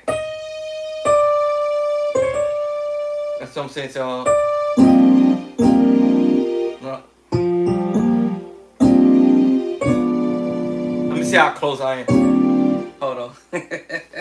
I want to see how close I am or how far I'm off on that. But I'm pretty sure I'm near it. And I'm doing this, trying to do it off by ear. See it. May the force be with me. So let me see if I can find that. And my notes. Transcribe. Good luck to me. Let me see. So where is that going to be at actually? Let me see here. Let me see. I'm trying to read my own transcription here. Oh, wrong page. Probably be nice to have the right page. Oh, there we go. Let me see here. Let's see. Let me see if I'm actually close to it. So I hear this. And where is it actually at? Maybe.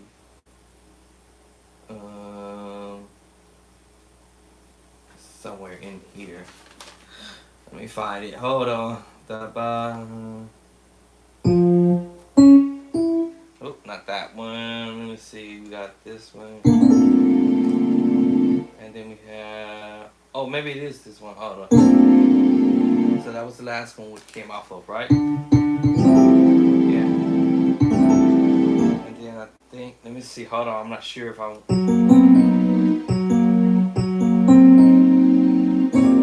Nope, that ain't it. Hold on. Let me find it.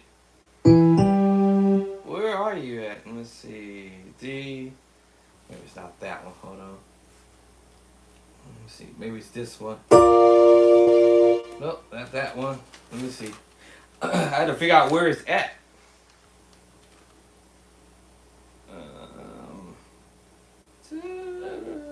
I think it's right here. D.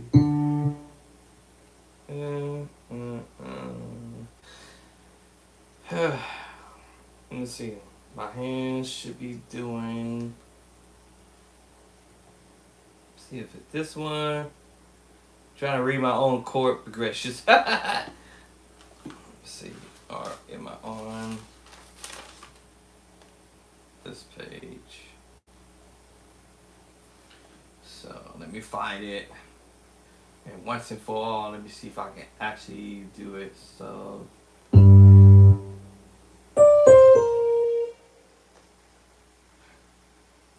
That's this one.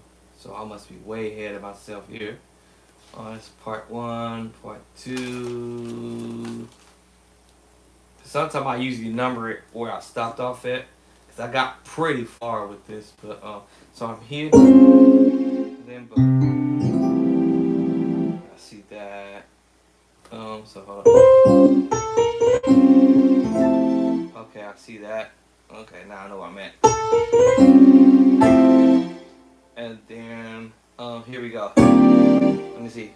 Let me see how I'm doing this. And then let me see, that's not it. You hear it again?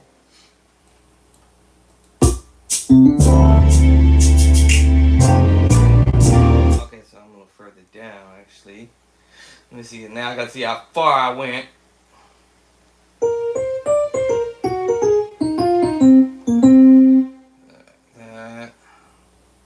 Sometimes I don't be know what I read. I gotta read my own transcription. So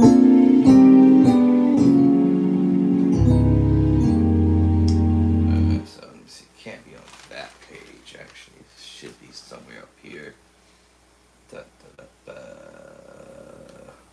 Read my own transcription. That's terrible.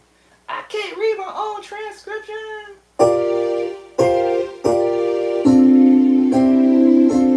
Okay, so we're past that page. Gotta be past this. Dang, I think I got pretty far. Hold on. Where's my rest of the page at? That's 4, 3. Uh-oh. I think I got a page missing. Uh-oh. Whoa. Let me see. Hold on. 3. I don't think I would have got... Did I get past this one? I don't think I even got this far.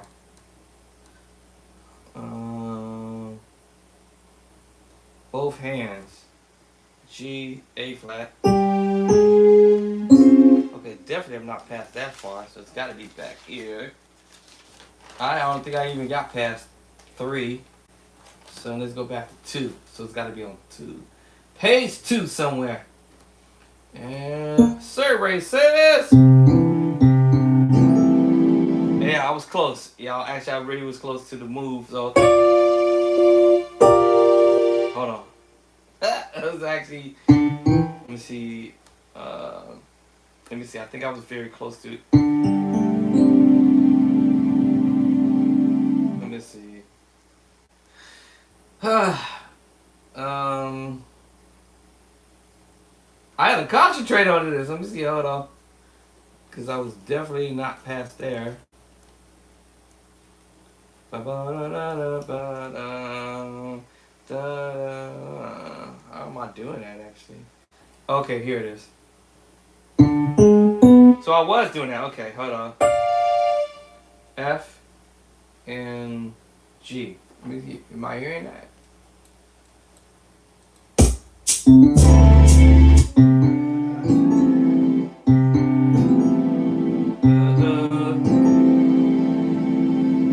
Now the question is, am I hearing this other chord prior? Let me see. Because I don't know why I wrote this other chord. That's what I'm trying to figure out. Why did I write that?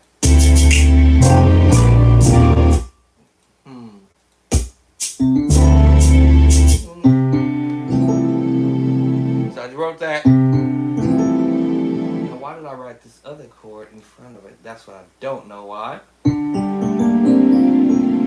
Okay, so it's the chord that I've been doing all along. Remember this?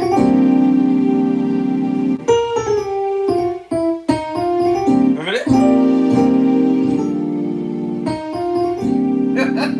Alright, I got this bite on here too much.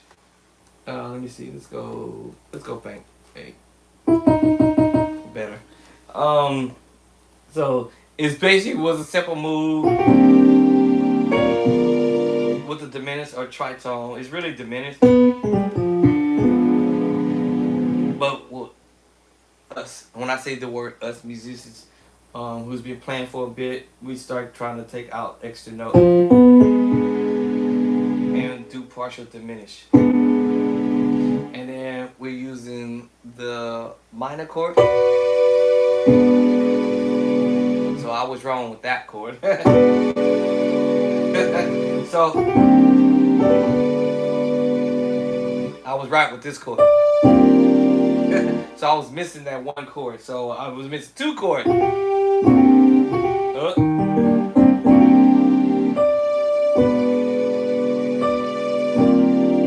Alright, I got it. Woo! And then that's when you go. So you and boom. Now I'm trying to figure out why I wrote this other chord in front of it. Another chord right after. So I don't know why I wrote this other chord. I might have to take this out. Because that's going to mess my whole momentum up. So let me take this one out. If I can.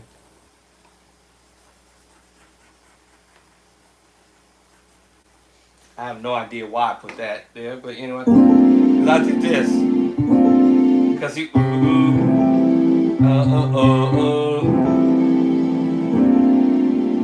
I didn't hear him go to another chord, so I don't know why I wrote that.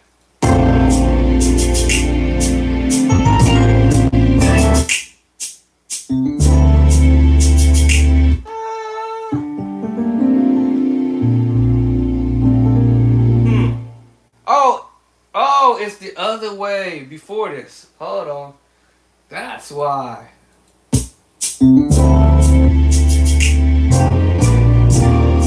Oh, so okay, that chord was right, but it's supposed to be in front of the other chords. It was. I think it was supposed to be in. It's in the wrong spot.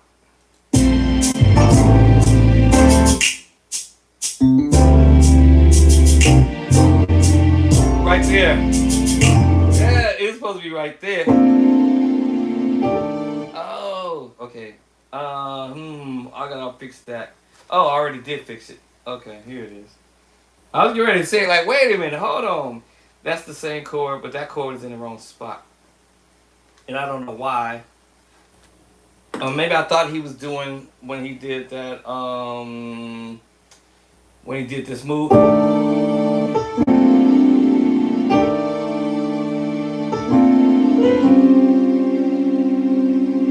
But after he did that, I don't know why I put that chord back there again. Because that should have been over with. Alright, so now I know where I'm at. Alright, so remember all that. And then he comes back. Hold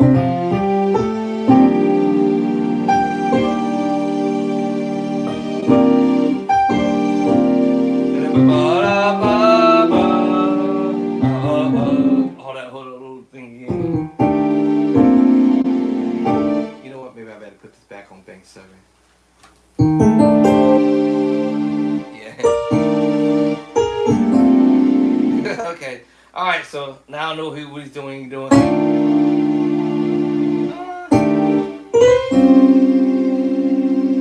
then they go to the.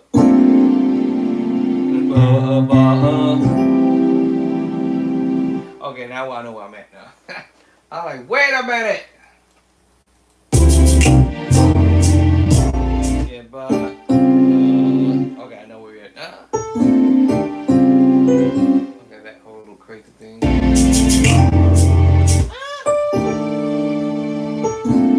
We'll go back to that. So that's on that now.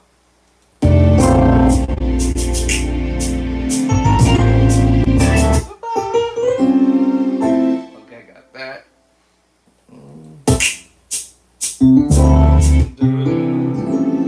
That's where we're at now. Okay.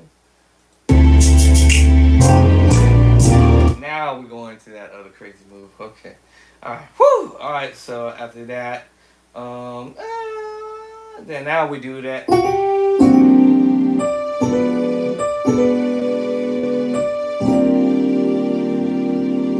So you're going minor move, the tritone. Alright, so we're doing that little diminished tritone. Right back to the major 9 13. You gonna do it again?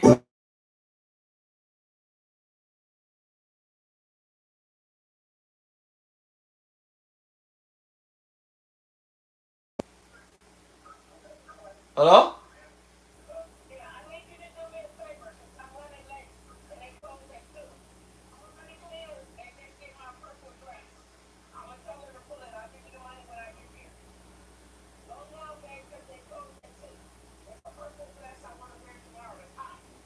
You alright?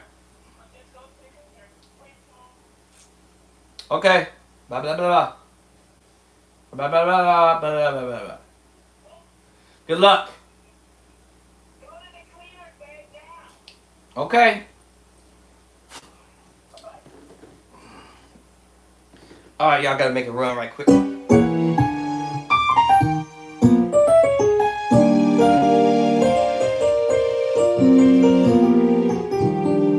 Alright, so this is how I do it, y'all. Pull out whatever I need to pull out, stuff that I've transcribed some time ago. I'll sit here and work on it.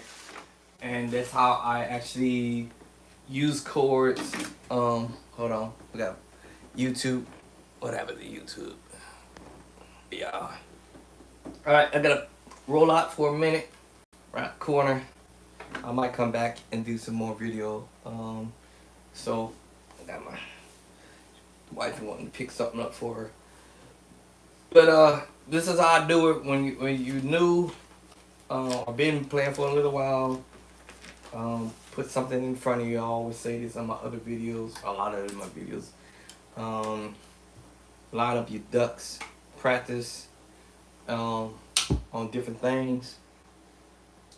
go get the book. It's every chord I'm doing, I've dropped it in the music book. Edition 1 and 2, play by sight. Just type in my name and go over to Amazon, pull your copy out, and then do your thing. Let me see what my stat is right quick. Yesterday, we were at 60 units. So we're somewhere around the 60 units that went out on yesterday. So don't be the one get left out and not having your dope chords or your big boy chords. I call it the big boy chords, the heavyweight hitter chords underneath your fingertips. Don't be that musician who's left out. And thank you for the likes and support and hanging out with me while I do what I'm doing. I think I said it in my other videos because I hadn't practiced for a while. Now y'all gonna see me come in here and start doing it because I am behind on doing stuff. So I need to rehash my practice agenda and get back into practicing. But I want to show you that, hey, it's the chords that I'm using in the play by sight, and even including what I've already added to the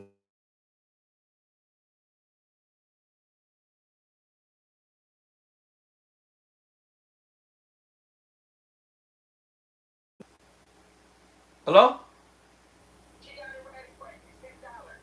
$6. All right, good luck. All right, so let me go to this store to do this thing for this woman. I'll catch y'all later. So yeah, we're at 60 units that went out this month. Last month we were over 105, 106 units that went out last month in June. So get your copies, y'all, cause I'm about to come with the next edition.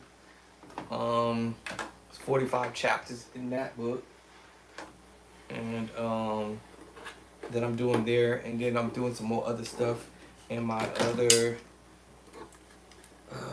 edition number 4. And then I'll probably just get all expired. I might just do a 5 and a 6. I didn't realize I can do a 5 and a 6. So actually, I didn't even realize I could do a 4 until I just figured out how to do it on the.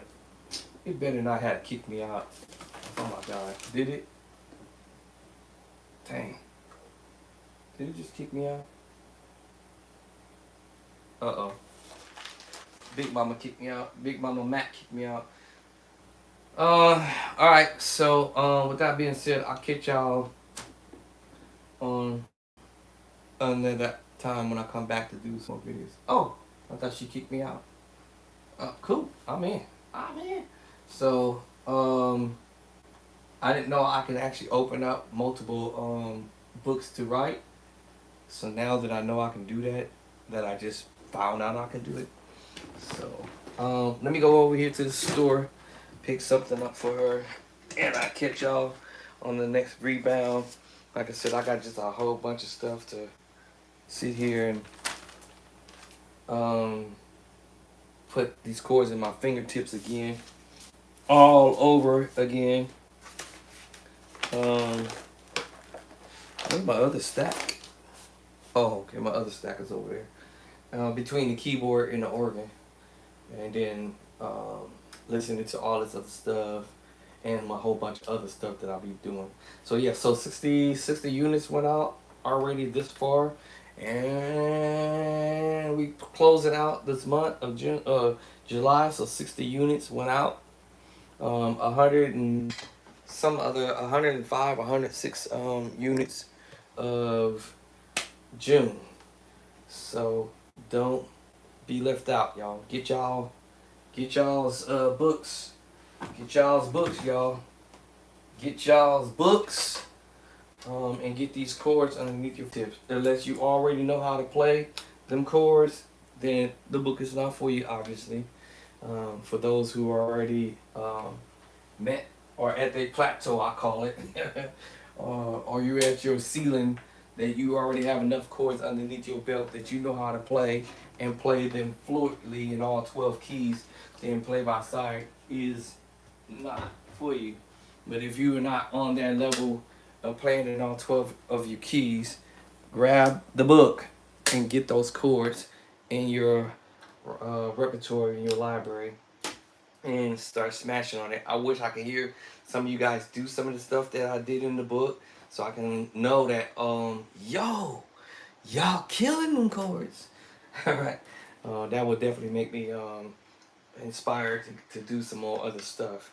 So I'm gonna do some more stuff anyways, regardless, because it's just what's in my heart to go ahead and knock down. Because I got tired of hearing musicians lying to us, telling us, "Oh yeah, man, I'm gonna hook up with you. I'm gonna show you how to play these chords. I'm gonna lay it down for you. Just holler at me. Just call me up, hook up with me, DM me, text me, whatever." And they never get with you. So if you're in that line of error and you know you tired of it, I got you. I'm out. All right, y'all. We go. Catch y'all later.